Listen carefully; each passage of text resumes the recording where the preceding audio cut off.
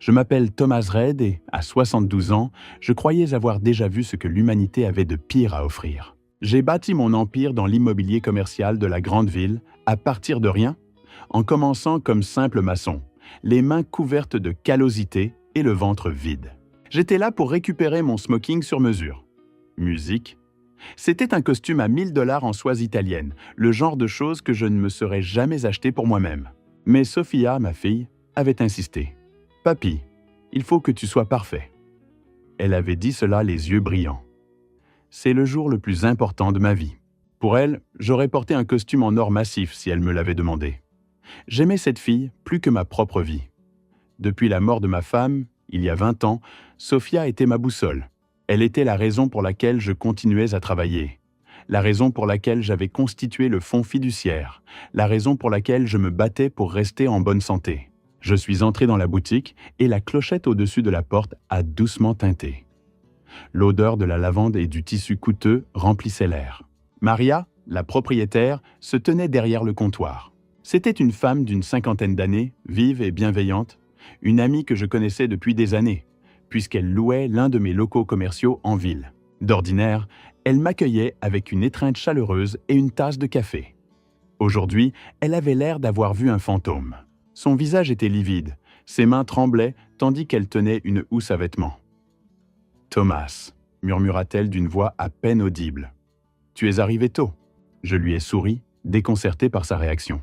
« Juste un peu, Maria.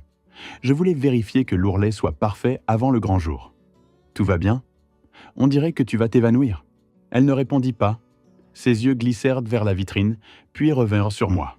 Elle contourna précipitamment le comptoir et me saisit le bras avec une force étonnante pour une femme de sa taille. Ses ongles s'enfoncèrent dans ma veste en tweed. « Tu dois te cacher tout de suite !» Je ris nerveusement en essayant de me dégager. « Maria, qu'est-ce qui se passe ? C'est une fête surprise ou quoi ? Je suis trop vieux pour les surprises ? » « Non, Thomas, écoute-moi. » Elle me poussait presque vers l'arrière de la boutique, en direction de la rangée de cabines d'essayage aux rideaux de velours. Javier arrive, et Sophia est avec lui. Ils pensent que la boutique est vide. Ils croient que je suis parti déjeuner et que mon assistante les a laissés entrer. Il faut que tu entendes ce qu'ils disent quand ils pensent que personne ne les écoute. L'urgence dans sa voix effaça le sourire de mon visage. Mon estomac se contracta. Une sensation que je n'avais pas ressentie depuis la crise du marché de 2008. Je la laissai me pousser jusqu'à la dernière cabine. L'endroit était étroit, sentait le cèdre et le parfum. Maria referma le lourd rideau de velours, ne laissant qu'une fine ouverture. « Reste silencieux », souffla-t-elle. « Pour l'amour du ciel, Thomas, ne fais pas un bruit. » Je restais là, dans la pénombre, à me sentir ridicule. Moi, Thomas Reid, un homme habitué à diriger des salles de conseil, caché dans une cabine comme un enfant terrifié. Je regardais ma montre. Mon cœur cognait contre mes côtes avec un rythme lent et pesant. Pourquoi me cachais-je de ma propre fille ? Pourquoi Maria se comportait-elle comme si j'étais en danger ? Puis j'entendis la porte d'entrée s'ouvrir. La clochette retentit de nouveau, mais cette fois, elle sonnait comme un avertissement. Enfin débarrassé de cette vieille sorcière, gronda une voix masculine. C'était Javier, mon futur gendre. Il avait une voix différente. En ma présence, son ton était d'ordinaire doux, respectueux, presque soumis. Là, il paraissait fort, arrogant, dégoulinant de suffisance. « Tu es sûr qu'il n'est pas là, chérie ? » C'était Sophia, ma douce Sophia. « Détends-toi, je l'ai vu marcher vers le restaurant au coin de la rue. On a l'endroit pour nous pendant 20 minutes, assez pour voir le type. » Je fronçai les sourcils. Voir le type ? Qui allait-il rencontrer ? Et pourquoi ici ? J'entendis des pas se rapprocher, puis s'arrêter juste de l'autre côté de la mince cloison de ma cabine. Je retins mon souffle. J'entendais le froissement du tissu quand quelqu'un s'assit sur l'ottomane en peluche dehors. « Alors, tu as réussi à faire signer au vieux la procuration ?» demanda Javier. Son ton était désinvolte, comme s'il parlait de la météo. « Pas encore », soupira Sophia. Elle semblait agacée, avec ce ton qu'elle employait quand un serveur se trompait de commande. Pas quand elle parlait de son père. Il est têtu, il répète qu'il veut lire les petites lignes, il dit qu'il veut d'abord que son avocat Harrison vérifie. Je me suis figé. Nous avions justement parlé de cette procuration la veille au soir. Sophia me l'avait présentée comme une simple mesure de précaution. « S'il t'arrive quoi que ce soit, papy, juste pour que je puisse payer les factures ?» avait-elle dit en me tenant la main. J'avais hésité, non pas parce que je me méfiais d'elle, mais parce qu'en affaires, les affaires restent les affaires. « Il faut le pousser, Sophie !» lança Ravière. « Dès qu'on dira « oui, je le veux ». Samedi, le compte à rebours commence. J'ai déjà parlé au courtier. On peut liquider l'entreprise de construction en 30 jours. Rien que là, ça fait 6 millions de dollars en liquide, plus le portefeuille immobilier. On parle de 20 millions de dollars, chérie. On peut être à Paris pour Noël. Une vague de nausée me submergea. Liquider l'entreprise ? Mon entreprise. La société qui donnait du travail à 200 personnes honnêtes. Celle que j'avais bâtie brique après brique. Il voulait la vendre comme de la ferraille pour financer des vacances. « Et papa, alors ?» demanda Sophia. Pendant une fraction de seconde, j'eus de l'espoir. Je priais un Dieu à qui je n'avais pas parlé depuis des années pour qu'elle me défende, qu'elle dise qu'elle ne pouvait pas me faire ça. « Et lui alors ?» ricana Ravière. « Il a 72 ans. Il a eu un petit incident cardiaque l'an dernier. On suit le plan. On obtient la procuration. On le fait déclarer mentalement incompétent pour démence précoce. J'ai un médecin sur ma liste de paie qui signera l'évaluation sans même le voir. Démence. Mes mains se fermèrent si fort que mes jointures blanchirent. Mon esprit était aussi vif qu'une lame. Je faisais les mots croisés du dimanche au stylo. Je gérais des portefeuilles d'investissement complexes, et c'est alors que Sophia prononça les mots qui me brisèrent, ceux qui me firent plus mal que n'importe quel coup physique. D'accord, mais on ne peut pas l'avoir à la maison. Javier, je ne veux pas m'occuper de lui pendant qu'il bave en demandant « Où est maman ?» C'est déprimant, et je ne veux pas que ça gâche notre ambiance. On ne le gardera pas avec nous ? Javier éclata de rire. Un rire cruel, glacial. J'ai trouvé un endroit. L'asile Las Sombras est au nord, financé par l'État. C'est un trou à rats. Honnêtement, ça sent l'urine et le chou bouilli, mais c'est sûr. Une fois qu'il sera là-bas avec un diagnostic de démence, il ne pourra plus sortir seul. En 6 mois, il sera parti et oublié. Le stress l'achèvera. Las Sombras. Je connaissais l'endroit. C'était un établissement qui avait déjà fait l'objet de 2 enquêtes pour maltraitance et négligence envers les personnes âgées. Un endroit où les gens allaient mourir seuls et dans la souffrance. « Parfait », dit Sophia. « Assure-toi juste que ce soit réglé avant la lune de miel. J'en ai tellement assez de jouer la fille obéissante.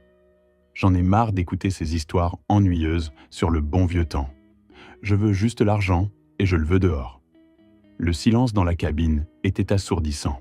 Les larmes coulaient sur mon visage, brûlantes et piquantes. Ma petite fille, celle à qui j'avais appris à faire du vélo, celle auprès de qui je m'étais assis quand elle avait la grippe. La fille pour laquelle j'avais acheté cette boutique remplie de robes. Elle me voulait mort. Elle voulait que je pourrisse en enfer pour pouvoir filer à Paris. Un rugissement primitif monta dans ma poitrine.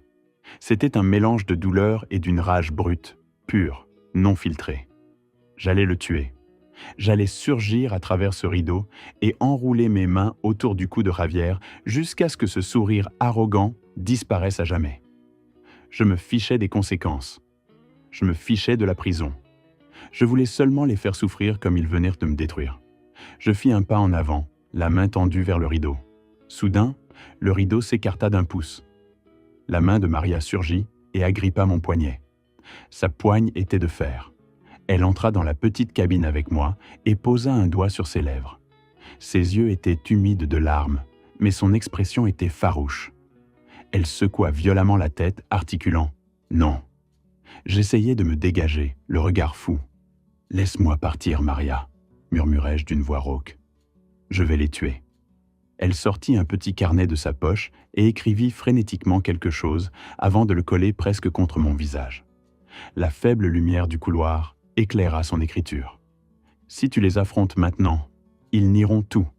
Ils diront que c'était une blague. Ils diront que tu es fou. Et ils s'en serviront pour prouver la démence. Ne leur donne pas cette arme. Laisse-les croire qu'ils ont gagné. » Je regardais la note. Ma respiration était irrégulière, haletante, comme celle d'un homme qui se noie. Je levai les yeux vers Maria. Elle avait raison. Si je sortais en hurlant, j'aurais l'air du vieil homme instable qu'il prétendait que j'étais. Javier était habile. Il retournerait la situation. Il dirait que j'hallucinais. Maria tourna la page et écrivit encore. « Attends, réunis des preuves. Détruis-les comme il faut. » Je fermai les yeux et appuyai la tête contre le miroir. Le verre froid apaisait ma peau en feu. Je les entendais dehors. Ils riaient de nouveau. Le bruit d'une fermeture éclair, le froissement des sacs. « Ce costume va t'aller à merveille, chérie, » dit Sofia. « De toute façon, c'est mon père qui paie. Tant qu'à faire, autant prendre le plus cher. »« Oui, » ricana Javier. « Le vieux crétin est en train de payer son propre enterrement, et il ne s'en doute même pas. » J'avalais le cri qui griffait ma gorge. La douleur dans ma poitrine était un poids physique, écrasant. Mais à mesure que les secondes passaient, cette rage brûlante commença à refroidir. Elle se solidifia. Elle devint quelque chose de froid et de dur, comme les poutres d'acier que je soudais autrefois. J'ouvris les yeux et regardai Maria. Je hochai lentement la tête. Elle serra ma main une dernière fois, puis se glissa dehors, laissant le rideau légèrement entrouvert pour que je puisse respirer. Je restai là, dans l'obscurité, à écouter ma fille et son amant planifier la destruction de ma vie. Je mémorisais chaque mot, classais chaque insulte. Il pensait que Thomas Reed était un vieux sénile qu'on pouvait jeter comme les ordures de la veille. Ils se croyaient prédateurs et moi proie. Mais ils avaient oublié qui j'étais. J'étais l'homme qui avait élevé des gratte-ciel à partir de la boue. J'étais l'homme qui avait survécu dans les rues de la grande ville alors qu'eux n'étaient encore que des pensées dans l'esprit de leurs parents. Je regardais mon reflet dans le miroir. L'homme qui me faisait face n'était plus le père heureux de la mariée. Ses yeux étaient sombres, sa mâchoire crispée.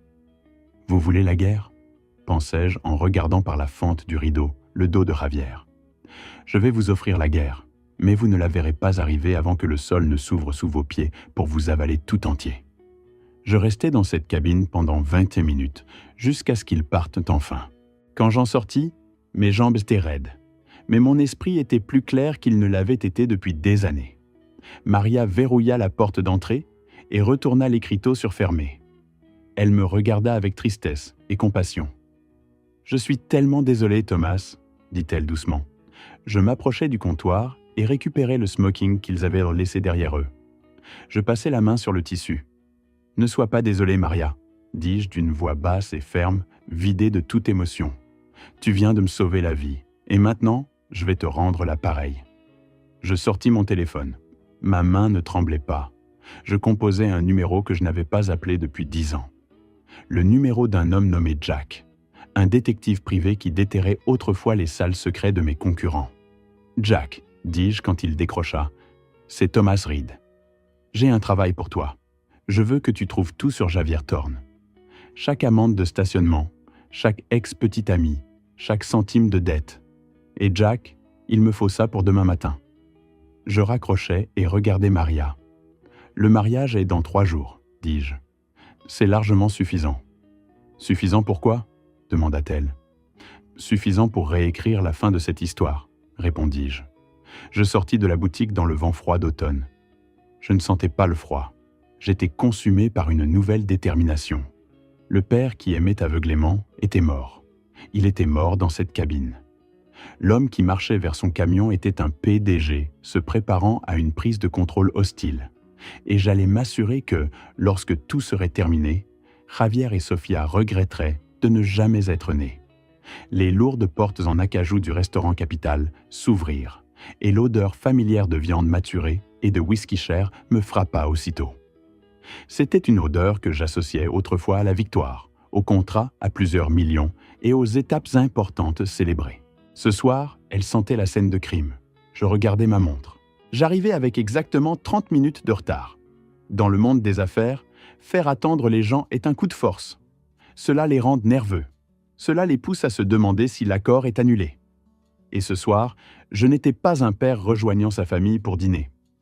J'étais un requin, tournant autour d'un bateau rempli de touristes persuadés d'être en sécurité. Je les vis dans notre coin habituel. L'éclairage était tamisé, pensé pour l'intimité et les secrets. De loin, il ressemblait au portrait du rêve américain.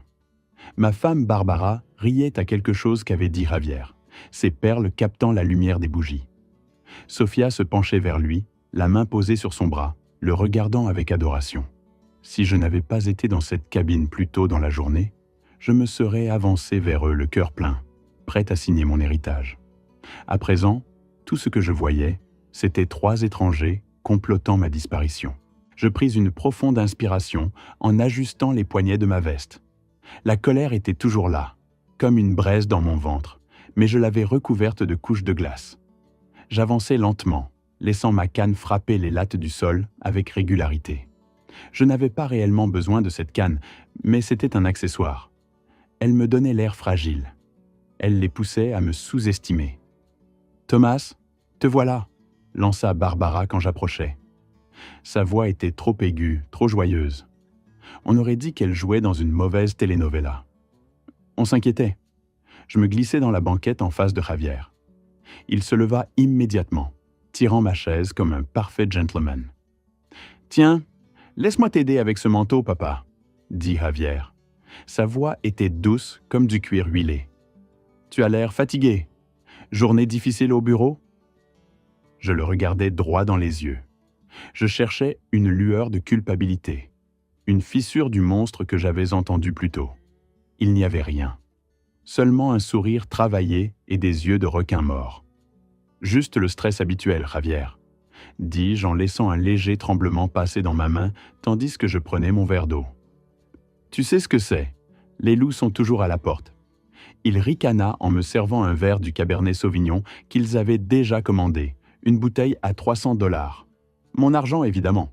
« Eh bien, ce soir, on ne parle pas de loups, » dit Javier en levant son verre. « Ce soir, on fête Thomas Reid, l'homme, le mythe, la légende, le meilleur père et futur grand-père qu'un homme puisse rêver d'avoir. » Sofia leva son verre contre le mien, rayonnante. « À papy. » Je bus le vin. Il avait un goût de vinaigre. Je les regardais manger. Je regardais Javier découper son steak avec une précision chirurgicale, la lame traversant la viande comme il prévoyait de trancher mes actifs. Il essuya une goutte de graisse sur sa lèvre et fit un clin d'œil à Sofia. C'était un petit geste, mais j'y voyais toute son arrogance. Il croyait avoir déjà gagné. Il pensait que le vieil homme assis en face de lui n'était plus qu'une signature sur une page. J'attendis qu'on débarrasse le plat principal et que le serveur dépose les cartes des desserts sur la table. Le moment devait être parfait. « En réalité, il y a quelque chose dont je dois vous parler, » dis-je, abaissant ma voix d'un ton. Je reposai ma fourchette avec un bruit métallique volontaire. La table se figea. Barbara releva les yeux de son sac. Sofia se raidit. Javier se pencha en avant, le visage devenu un masque d'inquiétude. « Tout va bien, papa ?» demanda Sofia. « C'est encore ton cœur ?»« Non, ce n'est pas ma santé, » mentis-je. « C'est l'entreprise. C'est le fonds fiduciaire. » Les yeux de Javier se plissèrent à peine. « Qu'est-ce qu'il a, le fonds ?» Je soupirai en me frottant les tempes comme si une migraine me vrillait la tête. Mon comptable principal m'a appelé cet après-midi. Il paraît que le fisc et la commission des valeurs mobilières lancent un audit conjoint sur le secteur du bâtiment. Ils gèlent les actifs un peu partout dans le cadre de l'enquête. Je m'arrêtai, laissant mes mots flotter comme de la fumée. « Gèle les actifs ?» répéta Javier. Sa voix avait perdu sa chaleur. « Qu'est-ce que ça veut dire exactement ?»« Ça veut dire, » répondis-je en me renfonçant dans mon siège avec l'air défait, « que les 20 millions de dollars du fonds familial pourraient être bloqués. Mes avocats disent que cela pourrait prendre 5 ans pour tout éclaircir. Peut-être plus, s'ils trouvent des irrégularités dans les syndicats. » Le silence qui suivit fut total. J'entendais les couverts s'entrechoquer à 3 tables de là. Je vis le sang quitter le visage de Sofia. Ses yeux s'écarquillèrent, remplis d'une véritable panique. « 5 ans ?» s'étrangla-t-elle. Sa voix se brisa. « Papy, tu ne peux pas être sérieux. 5 ans ?» Javier laissa tomber sa serviette. Sa main tremblait. « Mais on a des projets. Le mariage, la maison. On allait investir. »« Je sais, » répondis-je en secouant la tête d'un air triste. « C'est une catastrophe. Je devrais peut-être même hypothéquer cette maison rien que pour payer les frais juridiques. Je me disais que ce serait peut-être mieux si je gardais le contrôle de tout jusqu'à ce que ça passe. Si je vous signe la procuration maintenant, vous deviendrez responsable de l'enquête. Vous pourriez aller en prison s'ils découvrent quoi que ce soit. Je ne peux pas vous laisser courir ce risque. Je les regardais encaisser la nouvelle. Je leur offrais une porte de sortie. Je leur disais que je voulais les protéger. Mais la cupidité est une chose étrange. Elle vous aveugle à la logique. Elle vous rend désespéré. Sophia frappa la table de la paume, faisant tressaillir les verres de vin. « C'est ridicule !» cracha-t-elle. Le masque de la fille douce s'était évaporé à l'instant même. On ne peut pas attendre 5 ans.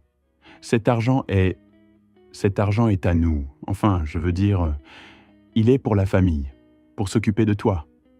Comment est-on censé prendre soin de toi si l'argent est gelé ? Je la regardais comme si j'étais perdu. M'occuper de moi, ma chérie ?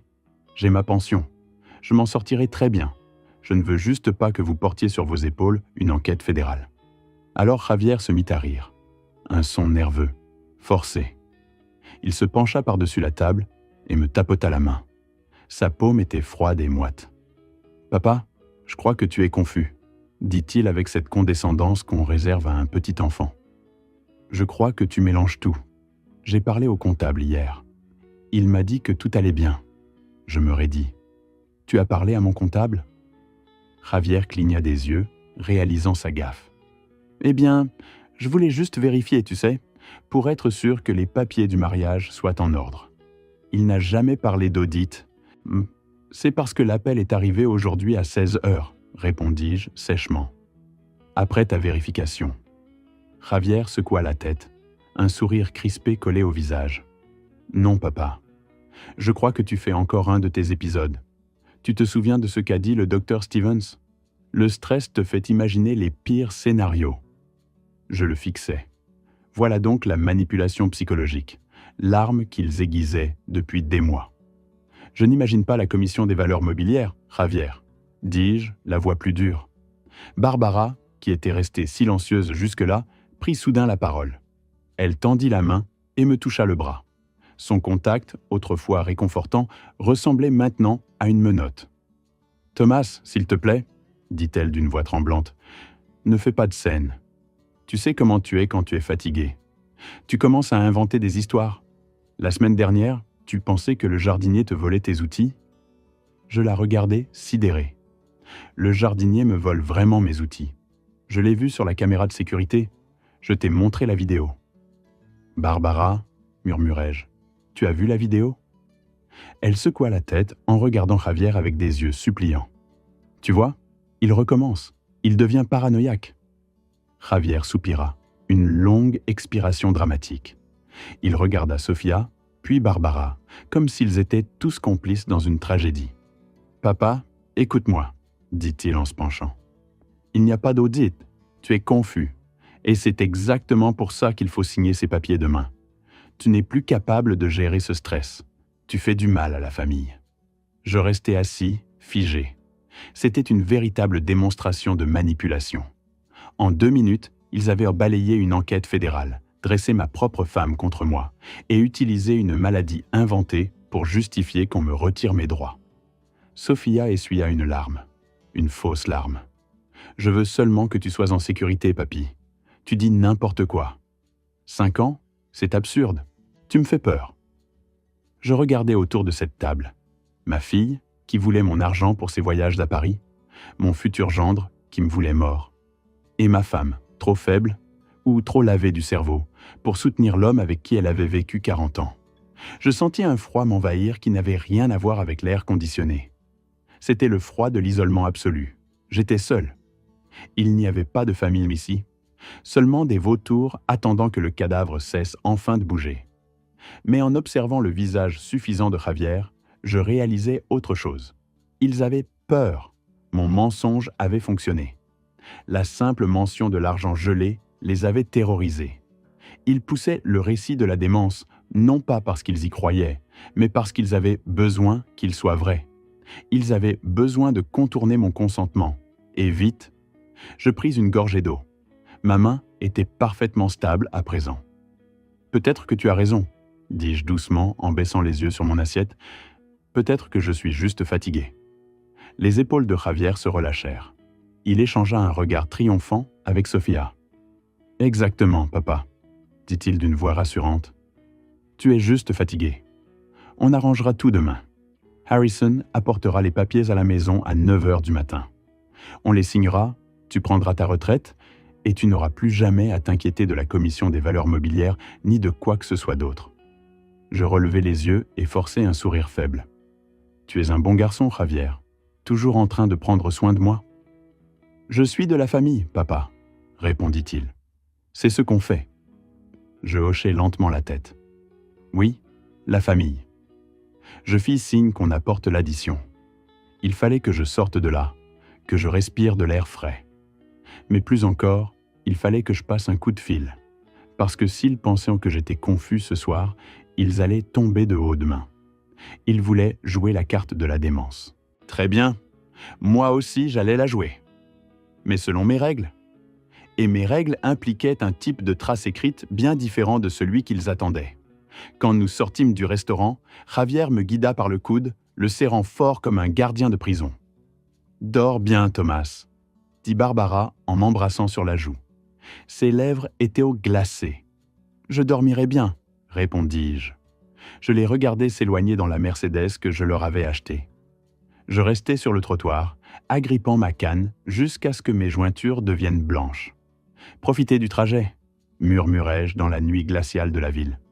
Parce que le choc approche, et aucun de vous n'a mis sa ceinture. Je ne frappais pas. Je poussai la porte en verre dépoli et entrai.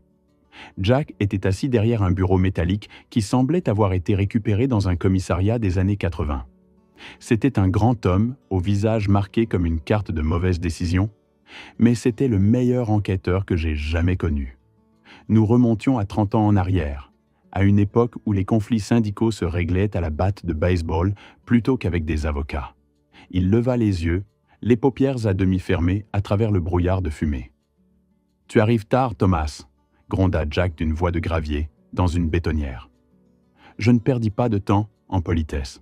Je plongeai la main dans la poche de mon manteau et en sortis une enveloppe épaisse. Je la jetai sur le bureau. Elle atterrit avec un bruit lourd et glissa sur le métal rayé jusqu'à heurter sa tasse de café. « 10 000 $, dis-je d'une voix plate. « En liquide, non marqué. » Jack haussa un sourcil sans toutefois toucher l'argent. Il se renfonça dans sa chaise. Les ressorts gémirent de protestation. « D'habitude, tu m'offres d'abord un verre. Ça doit être sérieux. »« Il s'agit de Javier Thorne, » dis-je, et prononcer ce nom laissa dans ma bouche un goût amer, comme de la bile. « Je veux tout savoir, Jack. Où il est né. Avec qui il a couché à l'université. Ce qu'il mange au petit déjeuner. Mais surtout, je veux savoir ce qu'il en est de son argent. » Jack me fixa un long moment, étudiant mon visage. Il vit la tension de ma mâchoire, l'ombre dans mes yeux. Il hocha lentement la tête. « Le mariage est dans 3 jours, Thomas. Ça te laisse très peu de temps. » Je me penchai en avant, les mains posées sur le bureau. « Tu as 24 heures. » Creuse profondément. Je me fiche de qui il faudra soudoyer ou quelle loi il faudra contourner. Il me faut des munitions, Jack. Assez pour l'enterrer. Jack finit par tendre la main et ramena l'enveloppe vers lui. Il souleva le rabat et parcourut la pile de billets de 100 $. Il siffla doucement. « Considère que c'est fait. Rentre chez toi, Thomas. Essaie de dormir un peu. Tu as une mine épouvantable. » Mon téléphone vibra à 9 heures précises le lendemain matin. C'était Jack. « Reviens, » dit-il, « et apporte un verre bien fort. Tu vas en avoir besoin. » Quand j'entrai de nouveau dans son bureau, l'air me sembla plus lourd. Les stores étaient style baissés, bloquant le soleil matinal. Jack ne fumait pas. Il regardait un dossier ouvert sur son bureau avec une expression sombre. On aurait dit un homme qui venait de contempler un abîme. « Assieds-toi, Thomas. » Je m'assis. Mon cœur se mit à marteler mes côtes. Un rythme lent et douloureux. « Qu'est-ce que tu as trouvé ?» Jack poussa une pile de papier dans ma direction. « Commençons par le rêve américain », dit-il en désignant une brochure brillante de Thorntech, la prétendue société technologique de Javier. Elle affirme développer un logiciel d'intelligence artificielle pour la logistique, Elle prétend avoir des bureaux dans la Silicon Valley et à Austin. Je hochai la tête. C'est ce qu'il m'a raconté. Il m'a montré le site web. Jack lâcha un rire sec, sans joie. Il tira une photo et la claqua sur la brochure. Voilà Thorntech, Thomas. Je regardai l'image. C'était la photo d'un centre commercial du Delaware.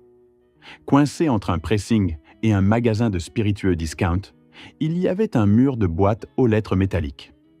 Un cercle rouge avait été tracé autour de la case numéro 402. « C'est une façade, » dit Jack. « Un fantôme, pas d'employés, pas de logiciel, pas d'actifs. La seule chose que cette boîte produit, ce sont de fausses factures pour blanchir de l'argent. Et même pas beaucoup, juste assez pour sauver les apparences. » Un frisson me parcourut l'échine. Je savais que c'était un escroc, mais voir la preuve noir sur blanc, c'était autre chose. Cela rendait ma propre stupidité impossible à nier. « Mais ce n'est pas encore le pire, » poursuivit Jack en tournant une page. « Un homme peut être un raté, Thomas. Ce n'est pas un crime, mais Javier n'est pas seulement ruiné. Musique, il est dans un trou si profond qu'il peut voir les lacets du diable. » Il fit glisser un tableau vers moi. C'était une liste de transactions, en majorité des retraits et des virements vers des comptes offshore au nom incompréhensible. C'est un joueur, Thomas, et un mauvais joueur. Il joue au poker clandestin à gros enjeux. Le genre de partie où l'on n'achète pas des jetons, mais sa propre vie.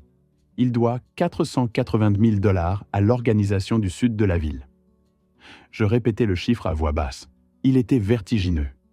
Ils lui ont donné une date limite, dit Jack en baissant encore la voix. Il a jusqu'à lundi prochain pour payer. C'est 2 jours après le mariage. Et s'il ne paie pas, ils ne lui casseront pas les jambes. Ils le mettront dans un baril et le couleront dans la rivière. Je me rejetai en arrière sur ma chaise, l'esprit affolé. Tout prenait sens. La hâte de se marier, la pression pour faire signer la procuration, la liquidation de mon entreprise. Il ne voulait pas seulement aller à Paris. Il fuyait pour sauver sa peau.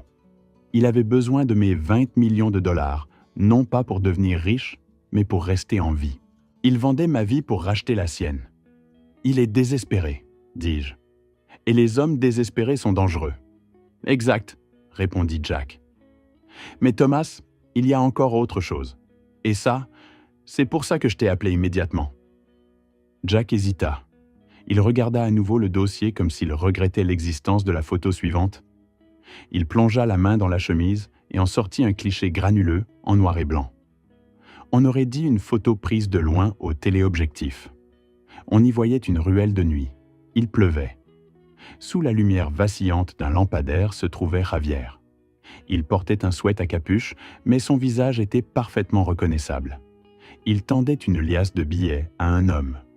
L'autre homme était petit, chauve, vêtu d'une blouse blanche de laboratoire qui avait l'air sale. « Qui est-ce » demandai-je, les yeux plissés devant l'image. « Il s'appelle Dr Corbin », répondit Jack en crachant presque le nom comme une malédiction. C'était autrefois un pharmacien, jusqu'à ce qu'il perde sa licence pour avoir vendu des opioïdes par la porte de derrière. Maintenant, il opère depuis un sous-sol à Chinatown. Il vend ce qu'on ne peut pas obtenir en pharmacie. Je regardais la photo de plus près. En échange de l'argent, Javier recevait un petit flacon brun. Qu'y a-t-il dans ce flacon, Jack ? Jack prit une longue inspiration. J'ai un contact qui connaît Corbin. Je lui ai mis la pression. Javier cherchait quelque chose de très précis. Il a demandé un composé qui imite une insuffisance cardiaque naturelle. La pièce sembla basculer. Le sol se déroba sous mes pieds. Insuffisance cardiaque. Jack acquiesça. C'est un dérivé de la digitale, mais modifié. Si tu l'ingères, ça provoque une arythmie sévère. Chez un homme de ton âge, avec des antécédents de petits problèmes cardiaques, cela ressemblerait exactement à un AVC massif ou à une crise cardiaque. Aucune autopsie ne le signalerait, à moins qu'on ne recherche spécifiquement des toxines. Je regardais la photo. L'homme qui s'était assis à ma table la veille au soir. Celui qui m'avait servi le vin. Celui qui m'appelait papa. Il n'attendait pas simplement que je meure. Il était en train d'acheter l'arme pour me tuer. L'histoire du café, ce matin-là. La manière dont il avait insisté pour que je le boive. La façon dont le chien était tombé malade. Ce n'était pas un test. C'était une tentative ratée. Il essayait déjà d'exécuter le plan. « Il va me tuer », dis-je d'une voix étonnamment stable. « Il n'attendra pas l'asile. Il va me tuer avant la lune de miel. » Jack se pencha vers moi, le visage tendu. « Thomas, tu dois aller à la police immédiatement. On en a assez pour établir une conspiration. »« Non, » dis-je en me levant. Mes genoux semblaient en de faibles, mais ma résolution était plus dure que le diamant. Si je vais à la police, il l'arrête. Il se paie un avocat. Peut-être qu'il sort sous caution. Peut-être qu'il prétend que c'était pour un usage personnel. C'est compliqué. « Alors qu'est-ce que tu vas faire ?» demanda Jack. Je ramassai la photo de la boîte postale et celle du trafic de drogue, les pliai soigneusement et les glissai dans la poche intérieure de ma veste, juste à côté de mon cœur. « Il veut une crise cardiaque, » dis-je, les yeux glacés. « Je vais lui en donner une, mais pas celle qu'il attend. » Je me tournai pour partir, puis m'arrêtai sur le seuil. « Jack, procure-moi les copies originales de tout ça, et trouve-moi un projecteur, un grand. »« Pourquoi faire ? » ?»« Pour le mariage, » répondis-je en ouvrant la porte. « Il est temps que le marié fasse un discours. » Je quittai le bureau en pleine lumière du jour, mais le monde avait changé d'aspect. À présent, chaque ombre ressemblait à une menace. Chaque voiture qui passait paraissait être un véhicule de fuite. Je marchais dans une ville que j'avais contribué à bâtir, mais pour la première fois, je m'y sentais étranger dans ma propre vie. Javier Thorne avait commis une erreur. Il croyait traquer un vieux serviteur sans défense. Il n'avait pas compris qu'il venait de réveiller un ours endormi. Et j'allais déchirer son monde morceau par morceau dans le sang. Le soleil du matin filtrait à travers les lourds rideaux de velours de la chambre principale, mais il n'apportait aucune chaleur à mes os. J'avais passé la nuit les yeux fixés au plafond, à compter les fissures dans le plâtre et les battements de mon propre cœur. Chaque battement ressemblait à un compte à rebours. Aujourd'hui était le jour où j'étais censé signer ma propre vie. Aujourd'hui était le jour où ma famille pensait que je remettrais les clés du royaume avant de m'effacer en silence dans le fond d'un asile. Mais ils ignoraient que l'homme qui se réveillait dans ce lit n'était pas la victime confuse qu'ils imaginaient. J'étais un soldat se préparant au combat, et le champ de bataille serait ma propre cuisine. Je m'habillais lentement, choisissant un cardigan épais en laine qui me donnait l'air plus petit, plus fragile. Je répétais un léger tremblement dans ma main gauche en boutonnant ma chemise. S'ils voulaient un vieil homme sénile, je leur offrirais une performance digne d'un Oscar. Je descendis le grand escalier, le silence de la maison pesant contre mes oreilles. À cette heure-là, la maison était d'ordinaire vide. Barbara aimait dormir jusqu'à 10 heures et Sophia ne se levait jamais avant midi. Mais quand j'approchais de la cuisine, je sentis une odeur riche, sombre. Du café fraîchement préparé. Je poussai la porte battante et m'arrêtai net. Javier était là.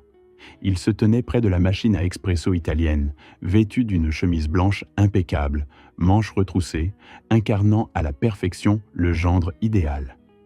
Il leva les yeux quand j'entrai et un large sourire éclaira son visage. Un sourire éclatant qui n'atteignait pas ses yeux. Ces yeux-là étaient froids, calculateurs, vigilants. « Bonjour, papa », dit Javier d'un ton enjoué. « Je me suis dit que je te devancerais ce matin. Je sais à quel point tu tiens à ta première tasse. » Je saisis l'encadrement de la porte, m'y appuyant lourdement. « Tu es matinal, Javier. Le soleil vient à peine de se lever. » Il eut un petit rire, doux et méprisant, tout en versant le liquide noir fumant dans ma tasse en céramique préférée. Je n'arrivais pas à dormir, trop excité à l'idée du grand jour qui approche. Et puis, je voulais m'assurer que tu commences bien la journée. J'ai apporté un mélange spécial, une torréfaction sombre du Guatemala, très robuste, bon pour le cœur. Mon sang se glaça, bon pour le cœur. L'ironie était répugnante. J'observais ses mains tandis qu'il apportait la tasse jusqu'à l'îlot de cuisine. Elles étaient stables, mais je remarquai un voile de sueur au-dessus de sa lèvre supérieure. Il était nerveux. Pourquoi serait-il nerveux en préparant un café, à moins que ce café ne contienne le cocktail chimique que je l'avais vu acheter dans cette ruelle ? « Voilà, » dit-il en déposant la tasse devant moi. « Bois-le tant qu'il est chaud, ça t'aidera à dissiper le brouillard. Tu n'avais pas l'air très lucide hier soir au dîner. » Je baissai les yeux vers la tasse. La vapeur qui s'en élevait se tordait dans l'air comme un fantôme. L'odeur était délicieuse, terreuse, corsée. Mais sous le parfum des grains, j'imaginais sentir le goût métallique du dérivé de la digitale, le poison qui arrêterait mon cœur tout en donnant l'apparence d'une cause naturelle. Je tirai un tabouret et m'assis, me déplaçant avec une lenteur exagérée. J'observais le liquide noir. Une gorgée. Voilà tout ce qu'il faudrait. Peut-être 2. Je me demandais à quelle vitesse cela agirait. Allais-je me mettre immédiatement à suffoquer? Ou sentirais-je d'abord un poids lent et écrasant dans la poitrine? « Merci, Javier, dis-je d'une voix rauque. Tu es vraiment trop bon avec moi. » Je pris la tasse. Elle était tiède dans mes mains. Je la levai jusqu'à mes lèvres. Par-dessus le bord, je voyais Javier me regarder. Il était adossé au comptoir, les bras croisés, la respiration courte. Il attendait. Il attendait ma mort. J'approchai davantage la tasse. La vapeur me frappa le visage. Il me fallait une échappatoire. Je ne pouvais évidemment pas boire. Mais je ne pouvais pas non plus la vider dans l'évier sans éveiller les soupçons. Il me fallait un accident. Un accident de vieillard maladroit. Ma main se mit à trembler. Je laissai le tremblement gagner tout mon bras. Je fermai les yeux avec force, comme frappé soudainement par un vertige. « Papa, ça va ?» Javier fit un pas en avant, mais ne tendit pas la main pour m'aider. Il se contentait d'observer. « J'ai un peu la tête qui tourne ?» balbutiai-je. Je relâchai mes doigts.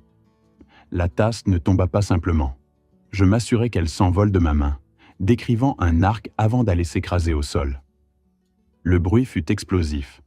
La céramique vola en éclats, projetant des morceaux dans toute la pièce. Le café noir éclaboussa le coûteux tapis persan, imbibant aussitôt les fibres complexes de laine. Une tache sombre s'étala comme du sang. « Oh non !» haletai-je en me tenant la poitrine. Mes mains ont lâché. Le visage de Javier se déforma. Pendant une fraction de seconde, son masque glissa. Je vis une colère pure, brute, sans filtre. Il regarda le poison perdu qui s'infiltrait dans le tapis. C'était son ticket d'or, son plan vers la liberté qui disparaissait dans les lattes du plancher. « Bon Dieu, papa !» lâcha-t-il, avant de se reprendre. Il inspira profondément, forçant son visage à reprendre l'expression inquiète qu'il jouait. « Je veux dire, fais attention, tu aurais pu te brûler. »« Je suis tellement désolé, » murmurai-je en jouant l'angoisse. « Regarde le tapis, Barbara va me tuer. »« Oublie le tapis, » répondit Javier d'une voix tendue. « Je vais t'en refaire un.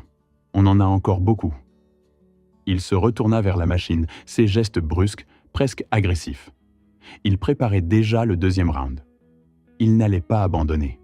Mais alors, j'entendis le claquement de petites pattes sur le parquet. Un trot joyeux, régulier. Bernabé. Notre corgi familial entra dans la cuisine en trottinant. C'était un bon chien de 10 ans, loyal jusqu'à la moelle. Il aperçut la flaque au sol. Pour lui, ce n'était qu'une récompense, un déversement interdit que personne n'avait encore nettoyé. « Non », soufflai-je. Avant même que je puisse bouger, avant que je puisse seulement crier, Bernabé avait atteint la flaque. Il baissa la tête et se mit à laper le café. « Bernabé, arrête !» criai-je, oubliant ma comédie pendant une seconde. Je me jetai en avant pour attraper son collier. Javier se retourna. « Qu'est-ce qu'il y a ? Ce n'est que du café. Un peu de caféine ne le tuera pas. » J'écartai le chien, mais sa langue avait déjà été rapide. Il avait donné 3 ou 4 grands coups de langue. Il me regarda en remuant la queue, une goutte du liquide sombre posée sur son museau. Je fixai le chien, terrifié. J'ignorais la dose. J'ignorais si le métabolisme d'un chien réagirait différemment de celui d'un humain face au poison. « Sors-le d'ici !» dit Javier avec irritation en attrapant un rouleau d'essuie-tout. « Je vais nettoyer ça.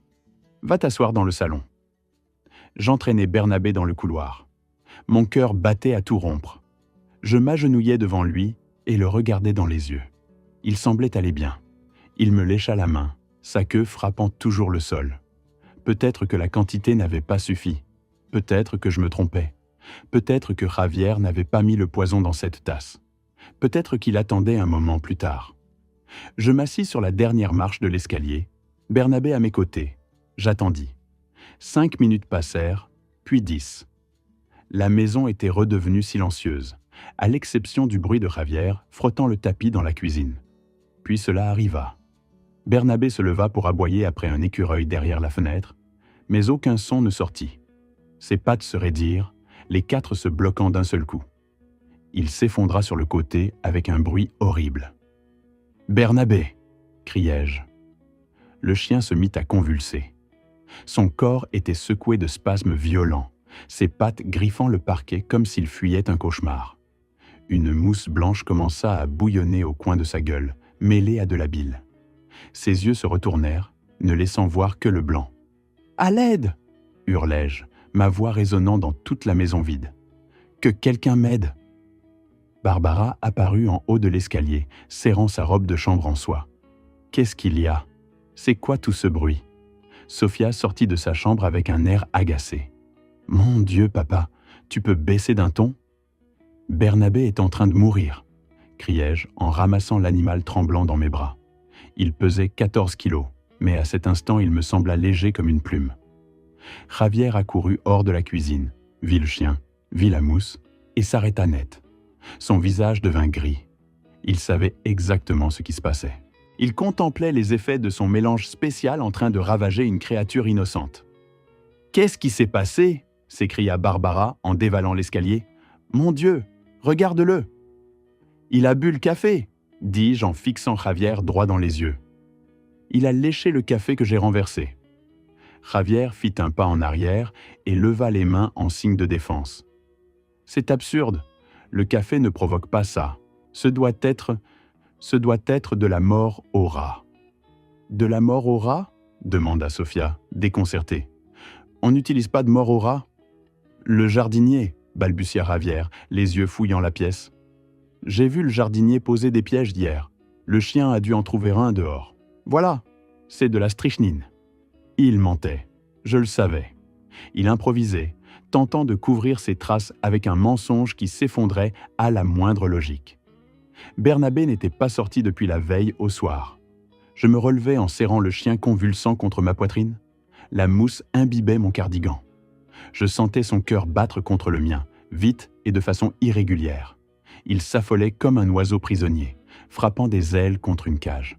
« Ouvre la porte !» ordonnai-je. Javier ne bougea pas. Il était paralysé par la réalité de ce qu'il avait fait. « Ouvre la porte, Javier !»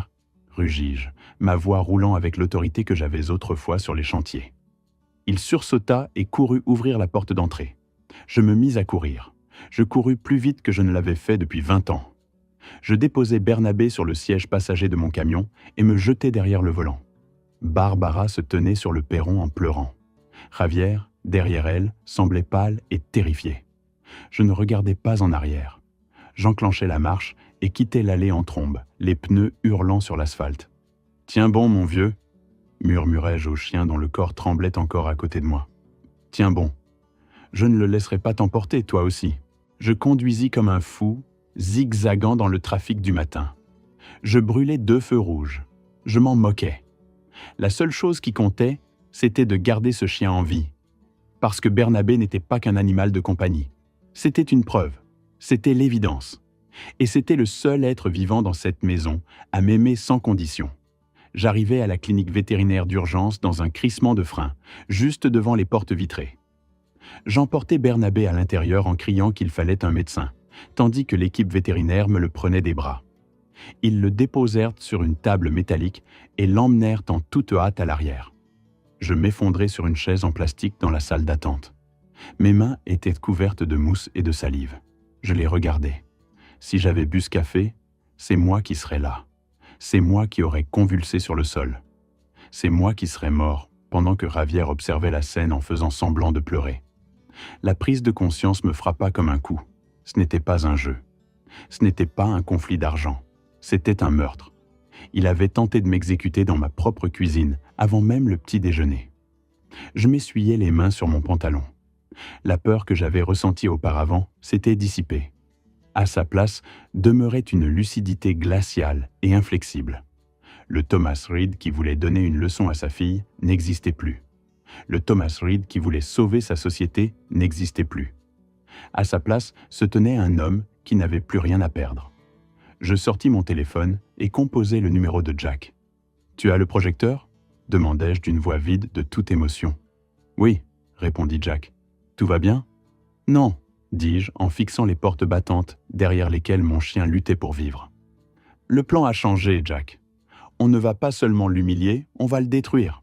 Assure-toi d'avoir la police en numérotation rapide pour le mariage. »« Pourquoi ?» demanda Jack, la voix tendue. « Qu'est-ce qu'il a fait ?»« Il vient de déclarer la guerre, » répondis-je. « Et je vais lui lancer une bombe nucléaire. » Je raccrochai et restai assis là, sous la lumière blanche et stérile de la salle d'attente. Je fermais les yeux et priais, non pas pour obtenir le pardon, mais pour viser juste. Je priais pour ne pas manquer ma cible au moment du tir. Car Javier Thorne avait commis une erreur fatale. Il croyait empoisonner un vieil homme.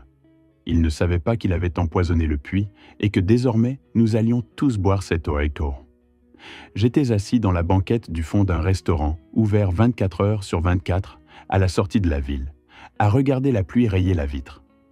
En face de moi se trouvait Harrison, mon avocat depuis 30 ans. C'était le genre d'homme à porter des costumes 3 pièces pour aller à un match de baseball. Un homme qui respectait la loi, mais qui comprenait aussi que la justice exige parfois un détour. Entre nous, sur la table en formica fendu, reposaient 2 dossiers en cuir. Ils étaient identiques. Tous 2 reliés en cuir de vache bleu marine avec des ornements dorés. Tous 2 portèrent le blason de la famille Red gravé sur la couverture. Pourtant, leur contenu ne pouvait pas être plus différent. Harrison prit une gorgée de son café noir, ses mains tremblant légèrement.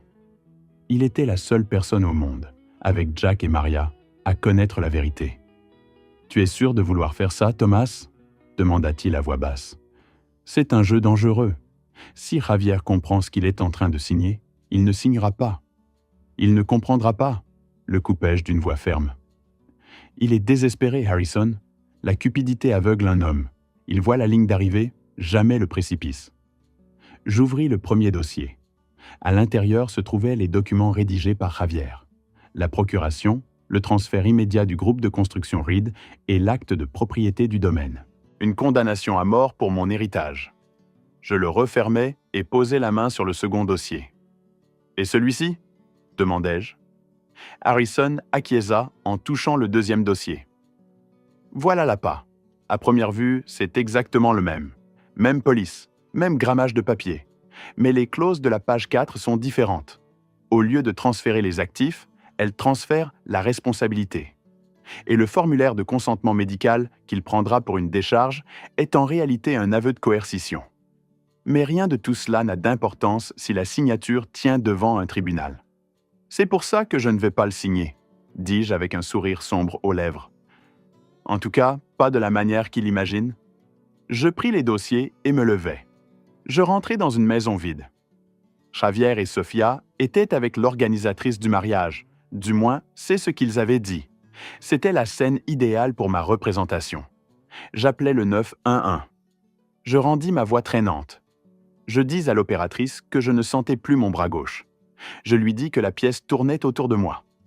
Quand les ambulanciers défoncèrent la porte d'entrée, j'étais allongé sur le sol du vestibule, les yeux révulsés, le corps inerte. Le trajet jusqu'à l'hôpital fut un flou de sirènes et de lumière. Je restai dans mon rôle. Je les laissais m'enfoncer des aiguilles dans le bras. Je les laissais éclairer mes pupilles avec leur lampe. Quand le médecin me demanda en quelle année nous étions, je regardai au-delà de lui et murmurai une date de 1985. 002 points, AN 2 points, N, AN, N, AN. Le diagnostic tomba rapidement. Un accident ischémique transitoire. Un mini-AVC. C'était exactement ce dont Javier avait besoin. La justification médicale parfaite pour sa prise de contrôle. La porte s'ouvrit brusquement. Ils ne frappèrent pas. Ils ne demandèrent pas la permission à l'infirmière. Javier et Sofia entrèrent en trombe, apportant avec eux un courant d'air froid et une odeur de parfum coûteux. « Oh mon Dieu, papy !» sanglota Sofia. Elle courut jusqu'au lit et saisit ma main. Ses paumes étaient moites. Elle regarda les moniteurs, puis moi. Il y avait de la peur dans ses yeux. Mais je connaissais assez ma fille pour savoir qu'elle n'avait pas peur de me perdre. Elle avait peur de voir cette fenêtre d'opportunité se refermer. « Il est conscient ?» demanda Javier à l'infirmière d'un ton sec. « Il peut écrire », répondit l'infirmière, une femme sévère nommée Brenda, en fronçant les sourcils. « Son état est stable, mais il est très confus, monsieur. Il a besoin de repos. » « Le médecin a dit qu'on n'a pas le temps de se reposer », lança Javier. Il avait l'air fébrile. Ses cheveux étaient en désordre, ses yeux injectés de sang. Les créanciers avaient sans doute rappelé. Il lui fallait régler ça aujourd'hui. Javier se pencha sur le lit, son visage à quelques centimètres du mien. Il sentait les pastilles à la menthe et la sueur nerveuse. « Papa, tu m'entends ? C'est Javier. » Je clignais lentement des yeux, comme si je tentais de faire le point sur le mur derrière lui. Je gémis, un son bas et guttural. « Qui êtes-vous » murmurai-je d'une voix à peine perceptible. « C'est Javier, papa. Écoute-moi. Le médecin dit que tu as un caillot de sang. Il faut t'opérer immédiatement. C'est une question de vie ou de mort. » Je le regardais avec l'expression vide de quelqu'un qui ne comprend rien. « Une opération » balbutiai-je. « Oui, une opération » répondit Javier, en sortant le dossier bleu de sa mallette. C'était celui que j'avais glissé dans son bureau auparavant. Le piège. Mais lui l'ignorait. Il croyait tenir les clés du royaume. « Tu dois signer ce formulaire de consentement, papa. Les médecins ne peuvent pas t'opérer sans ça. Tu comprends ? Si tu ne signes pas, tu vas mourir. » Sophia serra plus fort ma main, ses ongles s'enfonçant dans ma peau. « S'il te plaît, papy, signe simplement, pour moi. » Je regardais Sophia. J'y vis la peur, la cupidité et surtout une étrangère. La petite fille qui pleurait quand elle s'écorchait le genou avait disparu. À sa place se tenait cette femme qui tromperait son père mourant pour lui faire signer sa propre fin. « Je ne sais pas », balbutiai-je en feignant l'agitation. « Où est Barbara ?»« Elle arrive, papa. » Javier posa le dossier sur la tablette devant moi. Il fit claquer le capuchon d'un lourd stylo-plume et le glissa dans ma main. « Signe ici, sur la ligne. Ensuite, tu pourras dormir. » Je regardais le stylo. C'était un Mont Blanc, le cadeau que je lui avais offert à Noël dernier. L'ironie était presque drôle. Ma main tremblait violemment. Je tenais le stylo au-dessus du papier.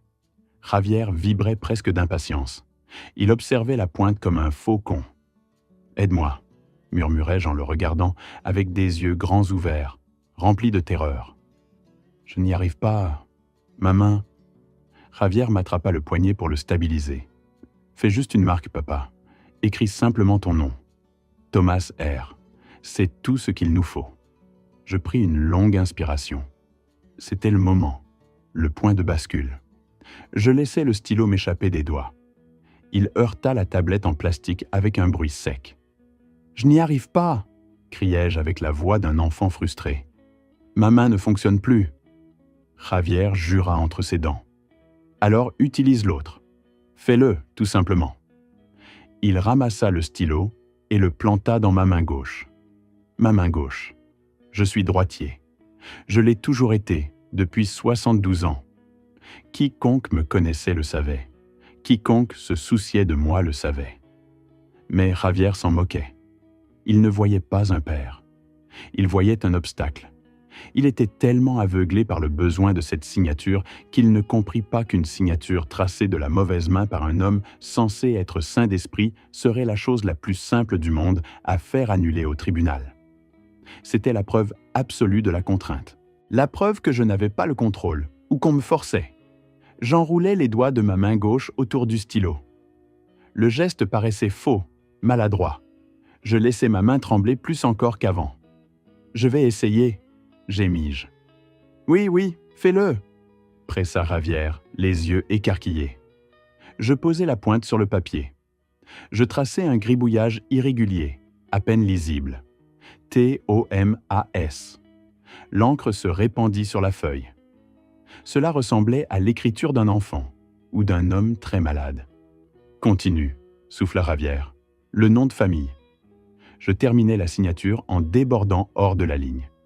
Puis je laissai retomber le stylo et laissai ma tête basculer en arrière sur l'oreiller, les yeux fermés. comme si l'effort m'avait vidé. Javier arracha le dossier immédiatement et souffla sur l'encre pour la sécher. Une lueur de pur ravissement traversa son visage. Il vérifia la signature. Elle était laide, désordonnée, mais elle était là. Il regarda Sofia et hocha la tête. « On l'a ». Sofia laissa échapper un souffle qu'elle semblait retenir depuis 10 minutes. « Dieu merci ». Elle me tapota le bras avec maladresse. « Repose-toi maintenant, papy. On va s'occuper de tout. De tout. » Ils n'appelèrent aucun médecin. Ils ne posèrent aucune question sur l'opération au sujet de laquelle ils venaient de mentir. Ils remballèrent le dossier, le stylo et leur fausse inquiétude, puis quittèrent la chambre. J'entendis leurs pas s'éloigner dans le couloir.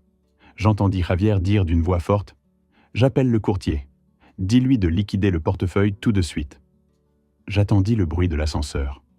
Lorsqu'il retentit enfin, j'ouvris les yeux. La confusion avait disparu. Le vide aussi. Je me redressai dans le lit et tendis la main vers le verre d'eau posé sur la table de chevet. J'en bus une longue gorgée fraîche, comme pour rincer de ma bouche le goût de la trahison. Je regardai ma main droite, celle qui avait construit des gratte-ciel, celle qui avait signé des chèques à des œuvres caritatives, celle qui avait porté Sofia quand elle était bébé. Puis, je regardai ma main gauche, la main qui venait de creuser leur tombe. « Tu as obtenu ta signature, Javier », murmurai-je à la chambre vide. « Maintenant, voyons si tu peux l'encaisser. » J'appuyai sur le bouton d'appel de l'infirmière. Quand Brenda entra, l'air soucieux, je lui offris un sourire poli et parfaitement lucide. « Infirmière, pourriez-vous m'apporter un téléphone, s'il vous plaît ? J'ai besoin d'appeler la police. »« La police ?» demanda Brenda, déconcertée. « Vous voulez signaler un vol ?»« Oui, » répondis-je d'une voix froide et dure comme l'acier.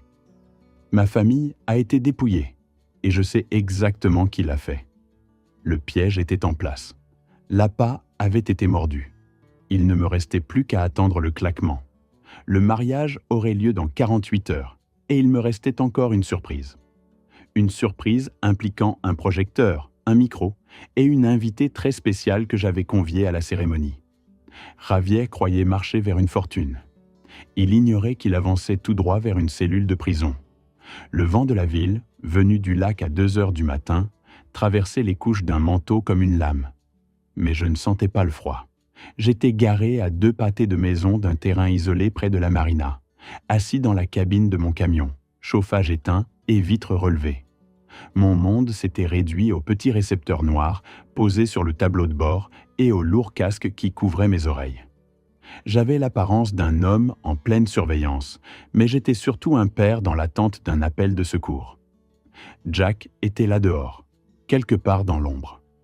Il venait de glisser un dispositif d'écoute magnétique sous le châssis de la Mercedes de Javier et un micro-émetteur dans l'habitacle, dissimulé derrière le rétroviseur. C'était illégal, risqué et absolument indispensable. La radio grésilla dans un souffle statique, suivi d'un claquement brutal quand une portière se ferma. Je me redressai, pressant davantage le casque contre mon crâne. J'entendis le moteur démarrer, le ronronnement souple de l'ingénierie allemande que j'avais payé. Puis vint le son de Javier en train de fredonner. Il fredonnait un air que je reconnus. Quelque chose de léger, presque joyeux. C'était le son d'un homme persuadé d'avoir réalisé le casse du siècle. Il avait la signature, il avait la fille, il croyait tenir l'avenir dans la paume de sa main. Il ignorait seulement que cette main allait bientôt se refermer en poing pour l'écraser. Il conduisit une dizaine de minutes. Je le suivis à bonne distance, guidé par le traceur GPS de Jack. Il s'arrêta sur un parking désert près des anciennes aciéries, un endroit où les adolescents venaient autrefois faire des courses de voitures et où les affaires qui s'y concluaient n'apparaissaient jamais dans aucun registre. Le moteur s'éteignit. Le silence remplit mes écouteurs pendant un moment, seulement troublé par le froissement du tissu. Puis retentit le son caractéristique d'un appel vidéo. « Salut, ma belle !» La voix de Javier résonna clairement dans mes oreilles. Ce n'était ni le ton qu'il employait avec moi, ni celui, doux et manipulateur, qu'il réservait à Sofia. C'était une voix plus rugueuse, plus assurée, arrogante. Une femme lui répondit. Sa voix était rauque, fatiguée. Il me fallut un instant pour identifier son accent. Floride. Alors, tu l'as fait ? Demanda-t-elle. Pas de bonjour, pas de formule de politesse, seulement les affaires. C'est fait, chérie, rit Javier, d'un rire qui me glaça la peau. Le vieux a tout signé. Tu aurais dû le voir, en train de baver sur l'oreiller et de trembler comme une feuille. C'était pathétique. J'ai presque eu de la peine pour lui. Presque. Je serrai le volant si fort que mes gants de cuir craquèrent. L'entendre décrire ma faiblesse feinte avec une telle jubilation était une torture d'un genre nouveau. « Alors, quand est-ce qu'il meurt ?» demanda la femme. Je me figeai. La question resta suspendue dans l'habitacle sombre de mon camion. « Bientôt », répondit Javier avec naturel, comme s'il parlait de sortir les poubelles. Le médecin dit que le stress de l'opération, celle qu'il croit devoir subir, plus les médicaments que je lui donne, déclencheront un incident cardiaque massif dans les 48 heures.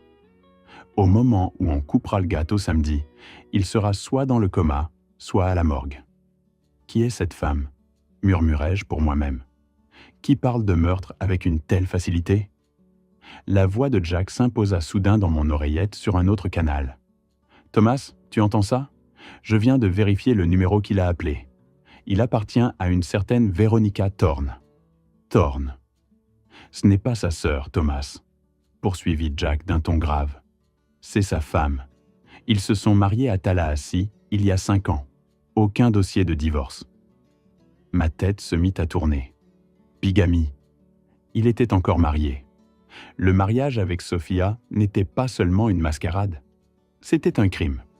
Dans la transmission audio, Veronica éclata de rire. « Bien, j'en ai assez d'attendre, Javier. Les prêteurs frappent déjà à ma porte ici. Ils ont dit que si tu ne paies pas avant lundi, ils commenceront à me casser les doigts. »« Calme-toi, Véro, » répondit Javier d'un ton rassurant. « Une fois que le vieux aura passé l'arme à gauche, je liquide l'entreprise de construction. Ça fait 6 millions de liquidités immédiatement. Je te transférerai les 500 000 $ lundi matin. Tu paieras les requins et tu prendras l'avion pour venir ici. On achètera le condo sur la Gold Coast dont on a parlé. » Je fermai les yeux. Il allait installer sa femme dans ma ville avec mon argent, sur mon cadavre. « Mais attends, » reprit Veronica, la voix plus aiguë. « Et la princesse ? Et Sophia ?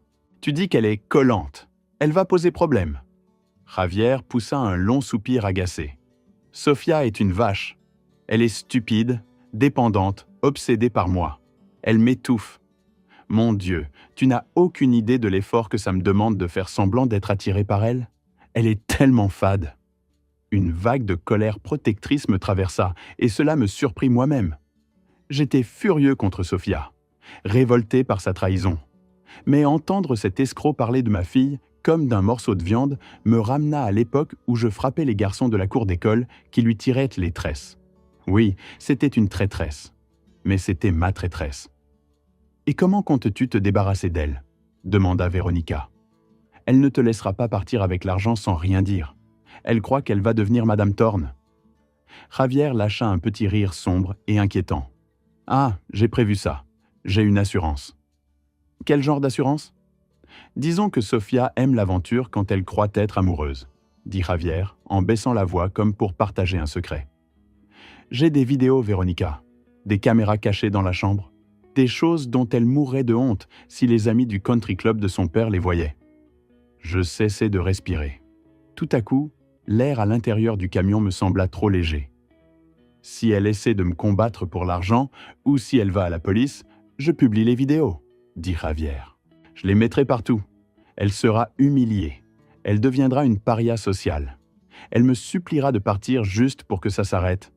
Crois-moi, elle ne se battra pas. Elle est faible. Elle a été protégée toute sa vie par ce vieux dinosaure. Elle ne sait pas comment fonctionne le vrai monde. » J'arrachai le casque de mes oreilles et le jetai sur le siège passager. Je ne pouvais pas entendre un mot de plus.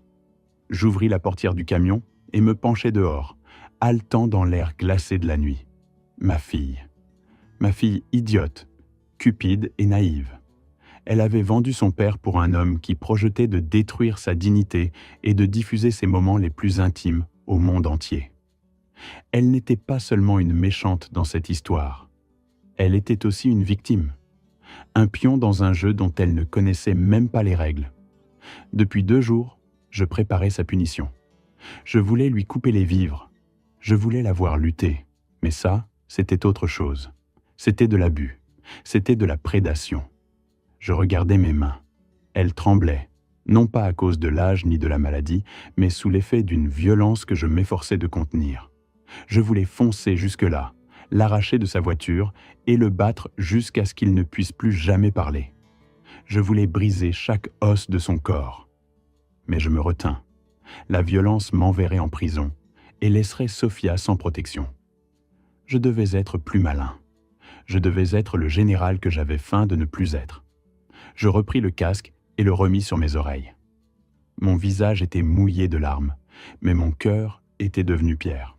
« Je les ai », disait Véronica. « Javier, je les ai dans un cloud numérique, chiffré, au cas où. »« Joaquin », dis-je au micro, ma voix rauque comme du gravier. « Tu as entendu ?»« Fort et clair, Thomas », répondit Joaquin. « Tu veux que j'entre dans ce cloud ? Je suis déjà en train de lancer une attaque par force brute sur ces mots de passe, expliqua Joaquin. Bah, il n'est pas aussi intelligent qu'il le croit. Il utilise le même mot de passe pour tout. Dans 1 heure, j'aurai supprimé ces vidéos et sauvegardé une copie sur mon serveur. Bien, dis-je. Garde les copies. On va en avoir besoin. Pour les montrer à quelqu'un ? Pour les montrer à Sophia, répondit Joaquin surpris. Tu veux qu'elle les voie ? Je veux qu'elle voie ce qu'il pense vraiment d'elle, répondis-je. Je veux lui briser le cœur, Joaquin. Le réduire en 1 million de morceaux, parce que c'est la seule manière de lui sauver la vie. Si je le lui dis simplement, elle ne me croira pas. Elle a besoin de voir le monstre sans son masque. Je vis au loin la voiture de Javier redémarrer. Elle repartit en direction de ma maison pour qu'il aille dormir dans ma chambre d'amis, manger ma nourriture et sourire à ma fille, tout en préparant sa destruction. Je mis le moteur de mon camion en marche. Je n'allais pas rentrer. J'avais encore un arrêt à faire. Je devais me rendre à la banque, pas celle de la rue principale, mais celle où se trouvait mon coffre de sûreté, là où je gardais l'ancien revolver que je possédais depuis les années 70. Je n'allais pas lui tirer dessus. Ce serait trop facile. Mais je voulais sentir le poids de l'acier. Je voulais me rappeler que j'étais dangereux. Javier Thorne pensait être le prédateur. Il se voyait comme le loup au milieu des moutons. Mais il avait oublié une chose. Le berger porte un fusil. Et samedi, devant l'autel, sous le regard de Dieu et de tous ceux qu'il avait un jour voulu impressionner, le berger allait commencer à tirer. Et je m'assurerais que, lorsque la fumée se dissiperait, il ne resterait de Javier Thorne qu'un récit d'avertissement raconté à voix basse. La partie avait changé. Il ne s'agissait plus seulement de mon argent ou de ma vie. Il s'agissait de l'âme de ma fille. Et pour cela, j'étais prêt à brûler le monde entier. Je rentrais à la maison encore engourdi, le poids du revolver posé à côté de moi, tandis que l'aube commençait à se lever à l'horizon, peignant le ciel de bleu noirci, de violet et de rouge. C'était un magnifique matin pour des funérailles, et je compris avec un sursaut que j'étais en train de porter le deuil de ma propre existence. J'entrai dans l'allée et contemplais la maison. C'était un vaste domaine de style colonial, couvert de lierre sur les murs de briques, avec une pelouse si bien entretenue qu'elle coûtait plus cher à maintenir que ma première voiture. J'avais acheté cette maison il y a 20 ans comme une promesse à Barbara. Je lui avais promis qu'elle n'aurait plus jamais à se soucier de l'argent. Je lui avais promis la sécurité. J'ouvris la porte d'entrée et le silence du couloir m'accueillit. Ce n'était pas un silence paisible. C'était le silence d'un tombeau. Je me dirigeais tout droit vers mon bureau. Cette pièce était mon sanctuaire. C'était là que je fumais mes cigares, que je lisais mes livres et que je gardais les secrets de l'Empire Red. Je verrouillais la porte derrière moi et avançais jusqu'au grand tableau à l'huile représentant la skyline de la ville, accroché derrière mon bureau. Je fis pivoter le cadre sur le côté, révélant la lourde porte d'acier du coffre mural. Mes mains étaient stables lorsque je composais la combinaison. Gauche sur 32, droite sur 14, gauche sur 5. C'était la date à laquelle nous avions acheté notre premier appartement, une date connue seulement de 2 personnes au monde, moi et Barbara. Les mécanismes s'enclenchèrent avec un déclic satisfaisant. J'abaissai la poignée. La porte s'ouvrit. Je restai debout un long moment, à fixer l'intérieur sombre de la boîte métallique. Je clignai des yeux, persuadé que la pénombre me jouait un tour. Je glissai la main à l'intérieur et ne rencontrai que du vide. Tout avait disparu. La pile de bons au porteur que j'épargnais depuis les années 90. La réserve d'urgence de 50 000 $ en liquide. Les pièces d'or achetées pour me protéger de l'inflation. Même la petite bourse en velours contenant les boucles d'oreilles en diamant de ma mère. Le coffre était entièrement vide. Je ressentis un choc violent dans la poitrine, comme si quelqu'un avait abattu une masse contre mes côtes. Je titubais en arrière et m'effondrais dans mon fauteuil en cuir. Mon esprit cherchait désespérément une explication logique. Nous avions été cambriolés. Non, il n'y avait aucune trace d'effraction. L'alarme ne s'était pas déclenchée. La combinaison avait été utilisée. Une seule personne pouvait avoir fait cela. Je restai assis là pendant 1 heure, à regarder les particules de poussière danser dans le rayon de soleil qui filtrait à travers les rideaux. Je sentais un froid se répandre de mon ventre jusqu'à mes extrémités. C'était l'engourdissement d'un homme qui comprend que le couteau planté dans son dos n'a pas été lancé par un ennemi, mais enfoncé puis tordu par une amante. À 8 heures précises, j'entendis des pas dans la cuisine. L'odeur du pain grillé flotta dans le couloir. C'était si normal, si domestique, que j'en eus envie de vomir. Je sortis du bureau. Barbara était assise à l'îlot de cuisine, lisant un magazine de jardinage. Elle portait une robe de chambre en soie fleurie, ses cheveux parfaitement coiffés. Elle leva les yeux en m'entendant entrer. Et pendant une fraction de seconde, j'aperçus une lueur de terreur dans son regard avant qu'elle ne la recouvre d'un sourire. « Bonjour Thomas », dit-elle, d'un ton légèrement trop enjoué. « Tu t'es levé tard, je me suis réveillé et le lit était vide. » Je ne répondis pas. J'avançai jusqu'à l'îlot et me plaçai juste en face d'elle. Je posai mes mains sur le marbre froid du plan de travail et me penchai. « Où est-ce, Barbara ?» Elle se figea, sa tasse de café suspendue à mi-chemin de sa bouche. « Où est quoi, mon chéri ?»« L'argent !» répondis-je d'une voix basse et vide d'émotion. « Les bons, l'or, les diamants de ma mère. Je viens d'ouvrir le coffre, Barbara. Il est vide. » Sa main trembla, renversant du café sur le magazine. Elle posa sa tasse avec fracas. Elle détourna les yeux, refusant de soutenir mon regard.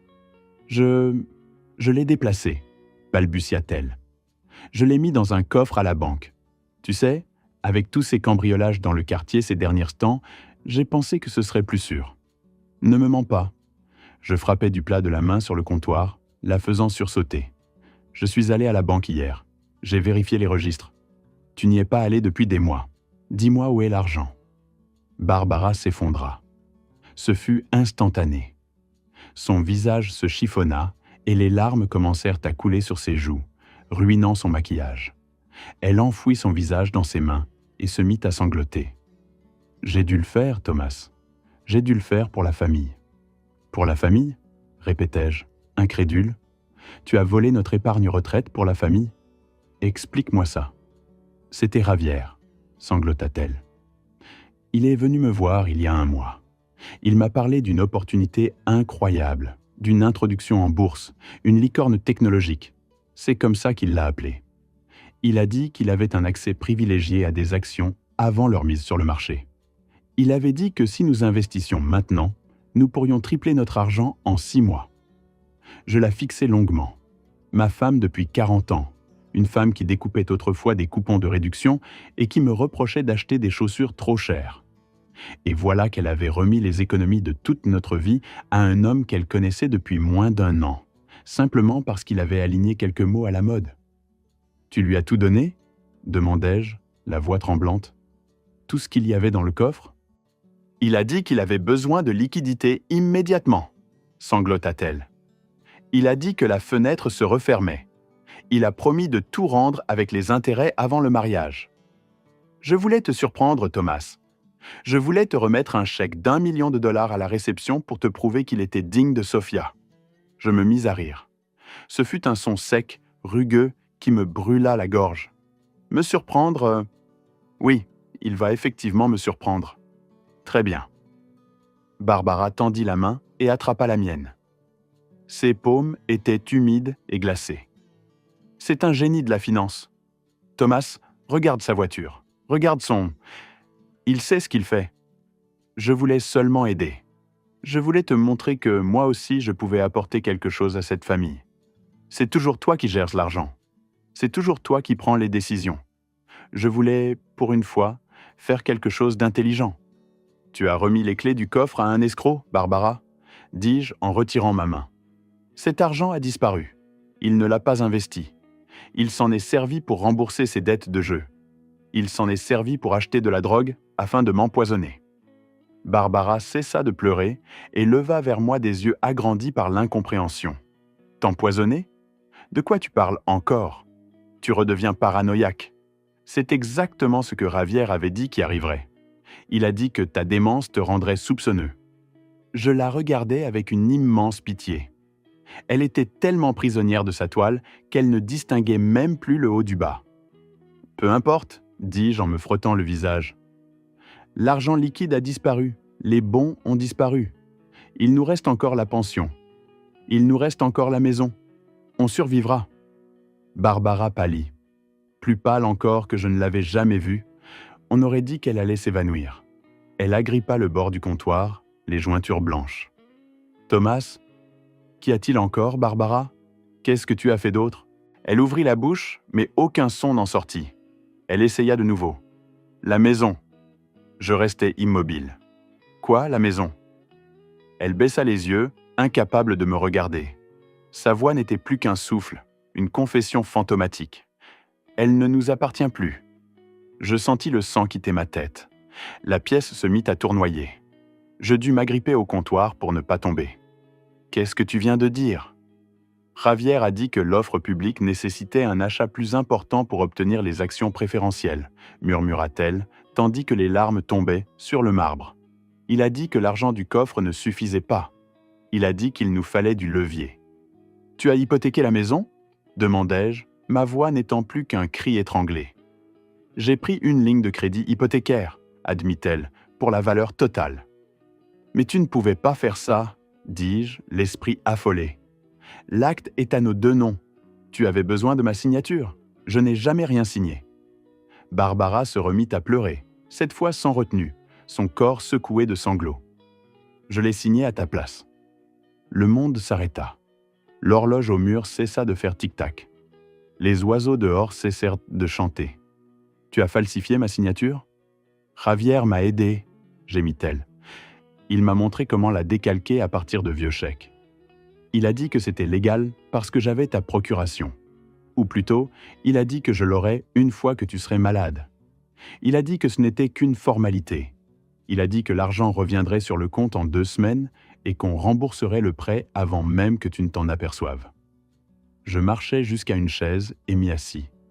Je me sentais lourd comme du plomb. Donc, si je comprends bien, dis-je en parlant dans le vide, incapable de la regarder. Nous n'avons plus d'économie, plus d'or, et la banque possède cette maison. Et l'argent, le $1,5 million plus le contenu du coffre, se trouve en ce moment sur un compte contrôlé par Javier Thorne. Barbara acquiesça en sanglotant. Mais il va le rendre. Il l'a promis.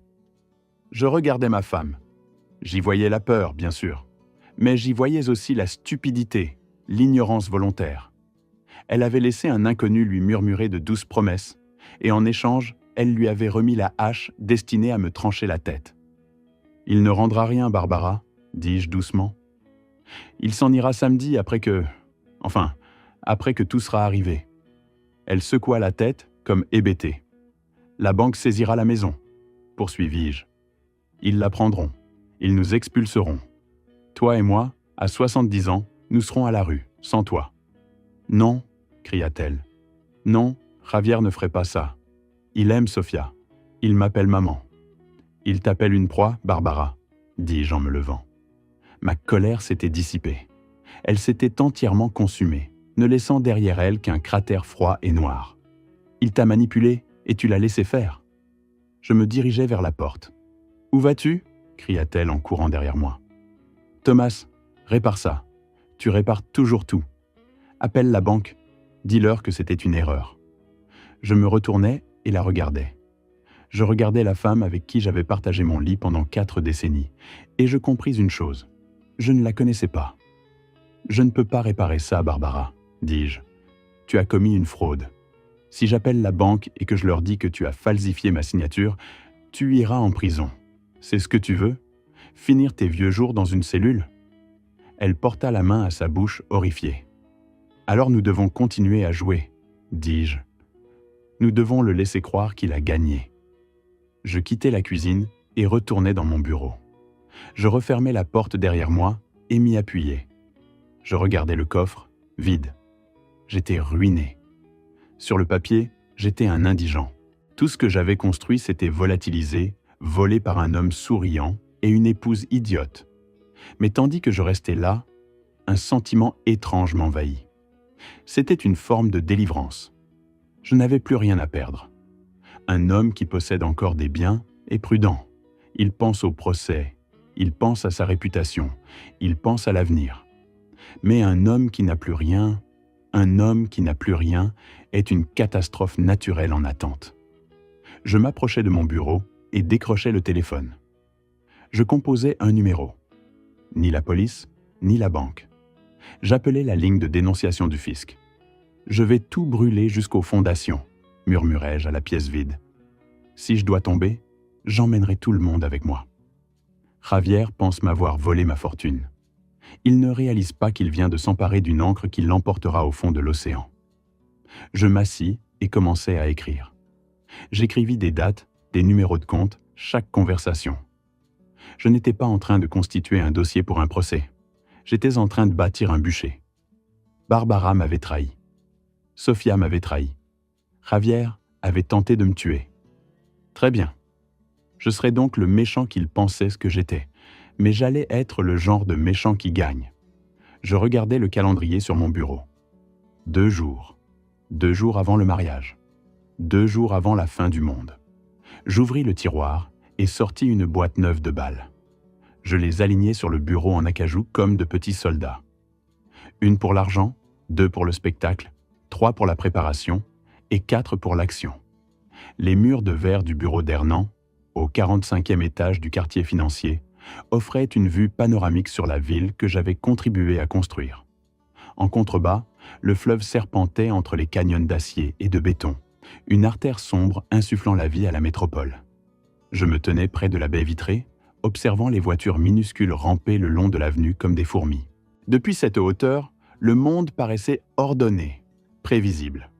Un contraste absolu avec le chaos qui avait englouti mon existence au cours des dernières 48 heures.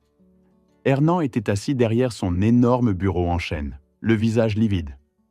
Il venait de finir de passer en revue le dossier que j'avais assemblé. La liste des actifs volés, la maison hypothéquée, le coffre vidé. Il ôta ses lunettes et se pinça l'arête du nez, un geste que je connaissais bien. Cela signifiait qu'il ne voyait plus d'issue. « Thomas » dit-il d'une voix chargée de résignation, « je suis ton avocat depuis 30 ans. Je t'ai tiré d'affaire lors de grèves syndicales, de conflits de zonage et d'acquisitions hostiles. Mais ça, c'est un massacre. Javier et ta femme t'ont littéralement liquidé. Même si nous engageons une action en justice maintenant, il faudra des mois avant d'obtenir une audience. D'ici là, l'argent sera aux îles Caïmans et Javier aura disparu. Tu te rends compte que tu regardes la faillite en face, Thomas ? » Je me détachai de la vitre et lui souris. C'était un sourire de loup, suffisamment glacé pour que Hernan se renfonce dans son fauteuil. « Je ne regarde pas la faillite, Hernan, » dis-je en avançant vers le fauteuil en cuir devant lui. « Je regarde une remise à zéro. »« Je ne te suis pas, » répondit Hernan. « Javier est malin, » poursuivis-je en croisant les jambes. Il a examiné mes déclarations fiscales. Il a consulté les dossiers numériques à la banque. Il a trouvé tous les comptes liés à mon numéro de sécurité sociale. Mais il a commis une erreur fatale. Il a oublié que je viens d'une époque antérieure aux ordinateurs. Il a oublié que l'ancien argent ne vit pas sur un serveur cloud. Il vit sur du papier. Je pointais du doigt le mur derrière Hernan où une rangée de vieux ouvrages reliés de cuir prenait la poussière. « Descends le volume rouge, là-haut », ordonnai-je. Celui qui porte l'inscription Fideicomiso de la Familia Reid, 1952. Hernan me regarda avec perplexité, mais il se leva et alla chercher le livre. Il souffla la poussière de la couverture et le déposa sur son bureau. « Ouvre à la page 112, lui dis-je. Lis la clause 13. » Hernan feuilleta les pages jaunies en parchemin. Ses yeux parcoururent le texte juridique dactylographié à la machine manuelle il y a 70 ans. Puis il s'arrêta. Sa bouche s'entr'ouvrit légèrement. « Mon grand-père était un homme paranoïaque, expliquai-je. Il n'avait confiance ni dans les banques, ni dans le gouvernement. Il a créé un trust fantôme, un fonds dormant qui ne s'active que sous une condition précise, l'insolvabilité totale du bénéficiaire principal. » Hernan lut à voix haute, l'émotion faisant trembler sa voix. En cas de perte vérifiée de 90% des actifs personnels, la réserve tertiaire sera débloquée dans le seul but de permettre la récupération des actifs et la défense juridique. Ce fonds est irrévocable et insaisissable par les créanciers ou les conjoints. Il releva les yeux vers moi. « Thomas, combien y a-t-il dans cette réserve tertiaire ?» Je me penchai en avant. Mon grand-père y a placé 50 000 $ en 1952. Cet argent a été investi en obligations municipales à haut rendement, intérêt capitalisé pendant 70 ans, sans jamais être touché. Fais le calcul. Hernan attrapa sa calculatrice. Il tapa les chiffres. Quand il vit le résultat, il laissa échapper un sifflement bas. « 4 millions de dollars, murmura-t-il. « Assez pour faire la guerre, répondis-je. Javier pense m'avoir mis à nu. Il ignore qu'il vient de me mettre une mitrailleuse entre les mains. Active la clause, Hernan. Je veux cet argent sur un compte tactique avant midi. » Hernan hocha la tête et se mit à taper frénétiquement. « Considère que c'est fait. Mais l'argent seul ne l'empêchera pas de s'enfuir samedi. Il faut qu'on gèle les actifs qu'il a volés. »« C'est la deuxième étape, » répondis-je en sortant mon téléphone. « J'ai un contact au fisc. Un homme qui me doit un service depuis l'époque où j'ai aidé son fils à entrer dans un syndicat. » Je composai le numéro. 2 sonneries plus tard, une voix brusque répondit. « Agent spécial Molina. »« Molina, c'est Thomas. »« Thomas. Ça fait longtemps. J'ai entendu dire que tu prenais ta retraite. »« C'est le cas, » répondis-je d'un ton plat. « Mais avant de partir, j'ai une information pour toi. Une grosse. Je viens de découvrir un vaste système de blanchiment d'argent impliquant une société écran offshore et une introduction en bourse frauduleuse. » J'entendis Molina bouger sur son siège. « Je t'écoute. » « L'argent transite par les comptes d'une certaine Barbara Reed et d'un certain Javier Thorne, » dis-je en fermant les yeux au moment de prononcer le nom de ma femme. « Ils blanchissent les profits d'un jeu illégal via une fausse société technologique liée à la construction, appelée Thorne Tech. J'ai les numéros de routage bancaire, les dates et les fausses factures. J'envoie le dossier à ton adresse sécurisée immédiatement. » Un silence s'installa à l'autre bout. Puis Molina reprit, sa voix désormais professionnelle et glaciale. « Thomas, si cela implique ta femme, elle est une victime, dis-je rapidement. Elle a été manipulée. Mais l'argent est sale, Molina. Si tu ne bloques pas ses comptes aujourd'hui, cet argent quittera le pays lundi matin. »« Envoie, » dit Molina. « Si les preuves tiennent, nous aurons un ordre de gel sur chaque compte lié à ces noms d'ici 17 heures. Personne ne pourra acheter un chewing-gum, encore moins un billet d'avion. » Je raccrochais. C'était fait. Je venais de signaler ma propre femme au gouvernement fédéral. Cela me brisait le cœur, mais je savais que c'était la seule façon de la sauver d'elle-même. Lorsque Javier tenterait d'accéder à cet argent volé le lundi, il trouverait un mur numérique de glace. Mais je n'avais pas terminé. Il restait un fil dangereux à nouer. Le plus dangereux de tous, les prêteurs. Je me levai et boutonnai mon manteau. « Hernan, où vas-tu ?»« J'ai un rendez-vous d'affaires, » répondis-je en ajustant ma cravate. « Avec qui ?»« Avec les hommes qui possèdent mon futur gendre, » répondis-je. Je pris un taxi jusqu'à un quartier d'entrepôt près des docks. C'était un secteur où les affaires légales fonctionnèrent le jour et où les autres prenaient le relais la nuit. J'entrai dans un bâtiment de bureaux anodin qui abritait officiellement une société de logistique maritime. Je connaissais le propriétaire, un homme nommé Salvador. Salvador était un homme d'affaires qui évoluait dans les zones grises de la loi.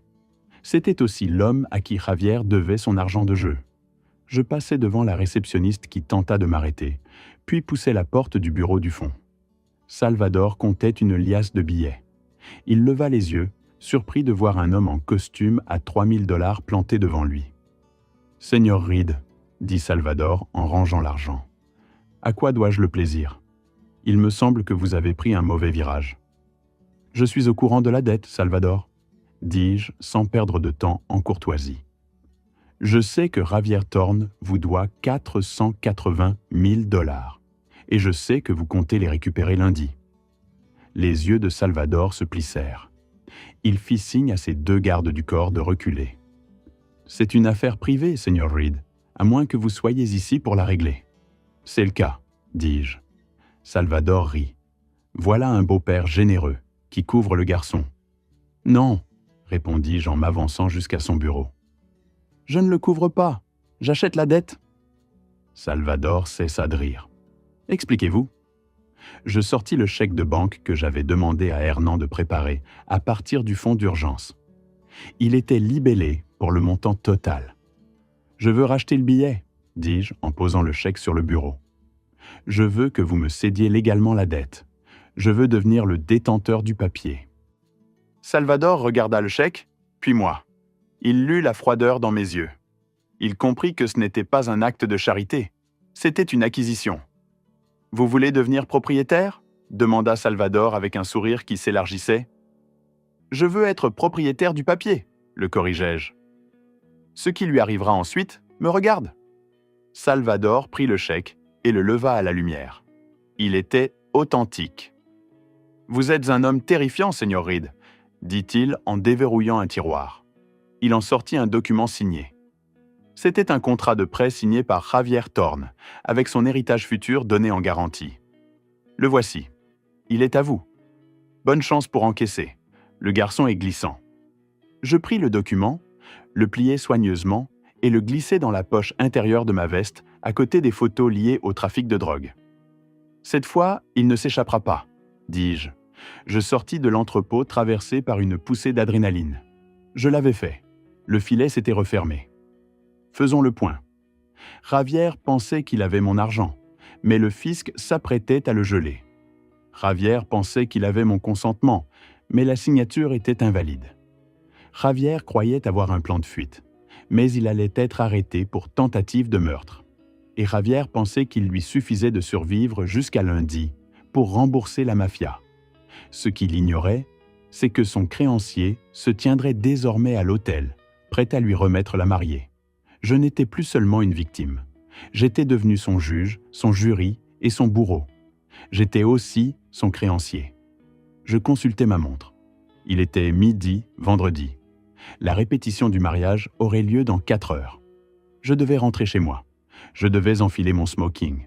Je devais répéter mon sourire. Car ce soir-là, j'allais donner la performance de ma vie. J'allais l'embrasser. J'allais porter un toast en son honneur. J'allais le laisser croire qu'il était le roi du monde. Et demain, je tirerai sur les fils. J'appelai un taxi et donnai mon adresse au chauffeur. Tandis que nous retournions vers les banlieues aisées, le soleil sortit derrière les nuages. Il se reflétait sur le pavé mouillé, donnant aux rues l'apparence d'être recouvertes d'argent. « C'est une belle journée pour un mariage », me murmurai-je. Mon téléphone vibra. C'était un message de Hernan. Fonds sécurisés. Clause 13 activée. Ordre de gel fiscal en attente de signature. Feu vert. Je souris. Clause 13. Mon grand-père savait qu'un jour, un raid pourrait se retrouver acculé. Il savait qu'un jour nous pourrions avoir besoin d'une option nucléaire. Javier Thorne voulait jouer dur. Il voulait jouer avec les grands. Eh bien, il allait découvrir que les grands ne jouent pas. Nous, nous conquérons. Je fermai les yeux et appuyai ma tête contre le siège. J'imaginais l'instant où le projecteur s'allumerait, l'instant où la police entrerait, l'instant où Salvador ferait remettre l'avis de transfert de dette. Ce serait une symphonie de destruction, et j'en serais le chef d'orchestre. La salle Costa de Oro, dans le grand hôtel, était un monument à l'excès. Des lustres de cristal de la taille de petites voitures pendaient du plafond. répandant une chaude lumière dorée sur une mer de linge blanc et d'orchidées fraîches. L'air sentait le parfum coûteux, la bisque de homard et l'inimitable odeur de l'argent ancien. C'était le genre de pièce où les contrats se concluent à voix basse et où les réputations sont polies jusqu'à briller. Mais ce soir-là, c'était la scène d'une mascarade. J'étais assis à la table principale, le père de la mariée, vêtu de mon smoking comme d'une armure. J'observais les invités se mêler. Un mélange de mes anciens partenaires d'affaires qui me regardaient avec pitié en pensant que je n'étais plus que l'ombre de moi-même et de la bande de nouveaux amis tape-à-l'œil de Ravière qui inspectaient tout avec des yeux affamés. Le tintement des couverts sur la porcelaine fine me paraissait assourdissant. Je n'avais pas avalé une seule bouchée. Mon estomac était un nœud tendu par l'anticipation. Dans ma poche intérieure reposait le billet à ordre racheté à Salvador quelques heures plus tôt. Dans mon esprit, je répétais la séquence des événements du lendemain. Mais ce soir, il s'agissait d'endurance. Il fallait les laisser croire qu'ils avaient franchi la ligne d'arrivée. Javier était déjà ivre. Je le voyais à l'éclat vitreux de ses yeux et à la façon relâchée dont il tenait sa flûte de champagne. Il travaillait la salle, serrait des mains, riait trop fort, tapait dans les dos avec l'assurance d'un homme qui se croit intouchable. Il pensait avoir réussi l'arnaque du siècle. Il avait la fille, l'argent, le pouvoir. Et, assis en silence dans un coin, il y avait le seul fil encore libre qu'il lui restait à couper. Moi. Il se dirigea vers la table principale en se balançant légèrement. Il posa une main sur mon épaule. Pour n'importe quel observateur, cela ressemblait à un geste d'affection, un futur gendre venant vérifier que le patriarche allait bien. Mais sa prise était dure, douloureuse. Ses doigts s'enfonçaient dans mon trapèze avec une force inutile. Il se pencha. Son haleine chaude sentait le vieux whisky et la malveillance. « Tu es bien silencieux ce soir, papa ?»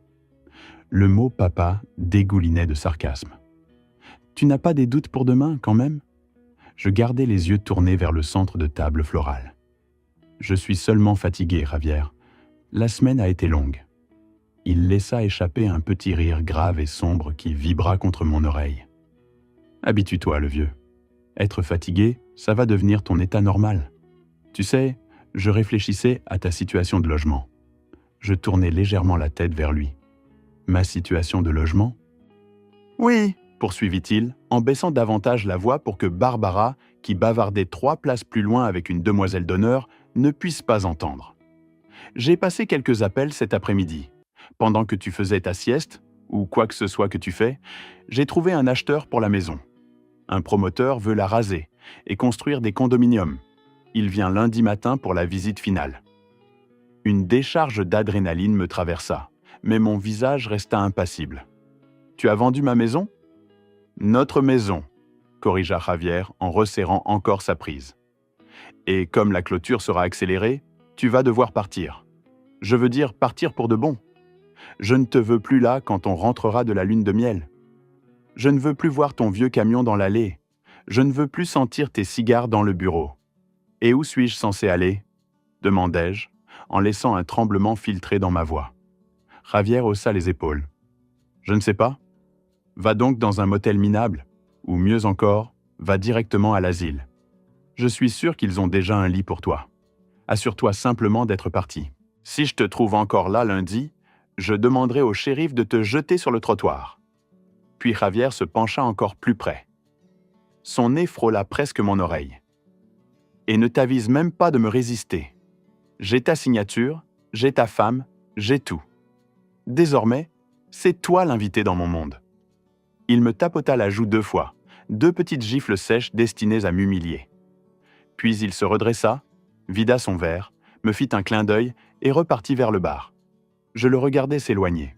Il était tellement sûr de lui, tellement arrogant. Il venait de m'annoncer qu'il me rendait sans domicile, et il l'avait fait avec le sourire. Il croyait m'expulser de ma propre maison. Ce qu'il ignorait, c'est que lundi matin, la seule personne expulsée serait lui, expulsé non seulement d'une maison, mais du monde civilisé lui-même. Avant même que je puisse digérer cette scène, Sophia apparut. Elle était splendide dans une robe de cocktail qui valait plus que ma première voiture. Ses cheveux étaient parfaits, son maquillage irréprochable. Mais son visage était fermé lorsqu'elle me regarda. « Papy, pourquoi tu restes assis là, à fixer le vide ?» dit-elle en tirant la chaise à côté de moi pour s'y asseoir. On dirait un zombie, les gens regardent. Je la contemplais, ma belle-fille, ma fille traîtresse. J'essaie simplement de tout encaisser, ma chérie. Demain est un grand jour. Alors essaie au moins d'avoir l'air un peu vivant, lança-t-elle sèchement en vérifiant son reflet dans une cuillère. Ce dîner coûte une fortune. Je ne veux pas que les photos soient gâchées parce que tu fais la tête dans un coin. Je ne fais pas la tête, Sofia. Je parlais juste avec Javier. Ses yeux glissèrent vers le bar, où Javier commandait une nouvelle tournée. Qu'est-ce qu'il t'a dit ? Il m'a parlé de la maison, répondis-je à voix basse. Il m'a dit que je devais partir lundi. Sofia se figea une seconde. Un éclair passa sur son visage. De la culpabilité peut-être, ou peut-être seulement l'agacement que je sois au courant. Elle baissa les yeux vers ses ongles soignés et gratta un défaut imaginaire. « C'est mieux ainsi, papy, » dit-elle d'un ton vide de toute empathie. « Cette maison est trop grande pour toi et maman. Tu ne peux plus gérer les escaliers. Javier dit que les frais d'entretien vident le patrimoine. Il faut être pratique. »« Pratique, » répétai-je. « Mettre ton père à la porte, c'est ça être pratique ?»« Arrête d'être dramatique, » chuchota-t-elle férocement en se penchant vers moi. « Personne ne te met à la porte. On te fait simplement passer à autre chose. » Mon Dieu, pourquoi est-ce que tu dois tout rendre si compliqué ? Tu ne peux pas juste être heureuse pour moi ? Pour une fois dans ta vie, tu ne peux pas arrêter de penser à toi et penser à ce dont moi j'ai besoin ? Je la regardais, abasourdie. Je lui avais tout donné. Des écoles privées, des voitures, des vacances, l'acompte de son premier condominium. Et maintenant, pendant que j'étais assis là, supposément privé de mes biens et de mon foyer, elle m'accusait d'égoïsme.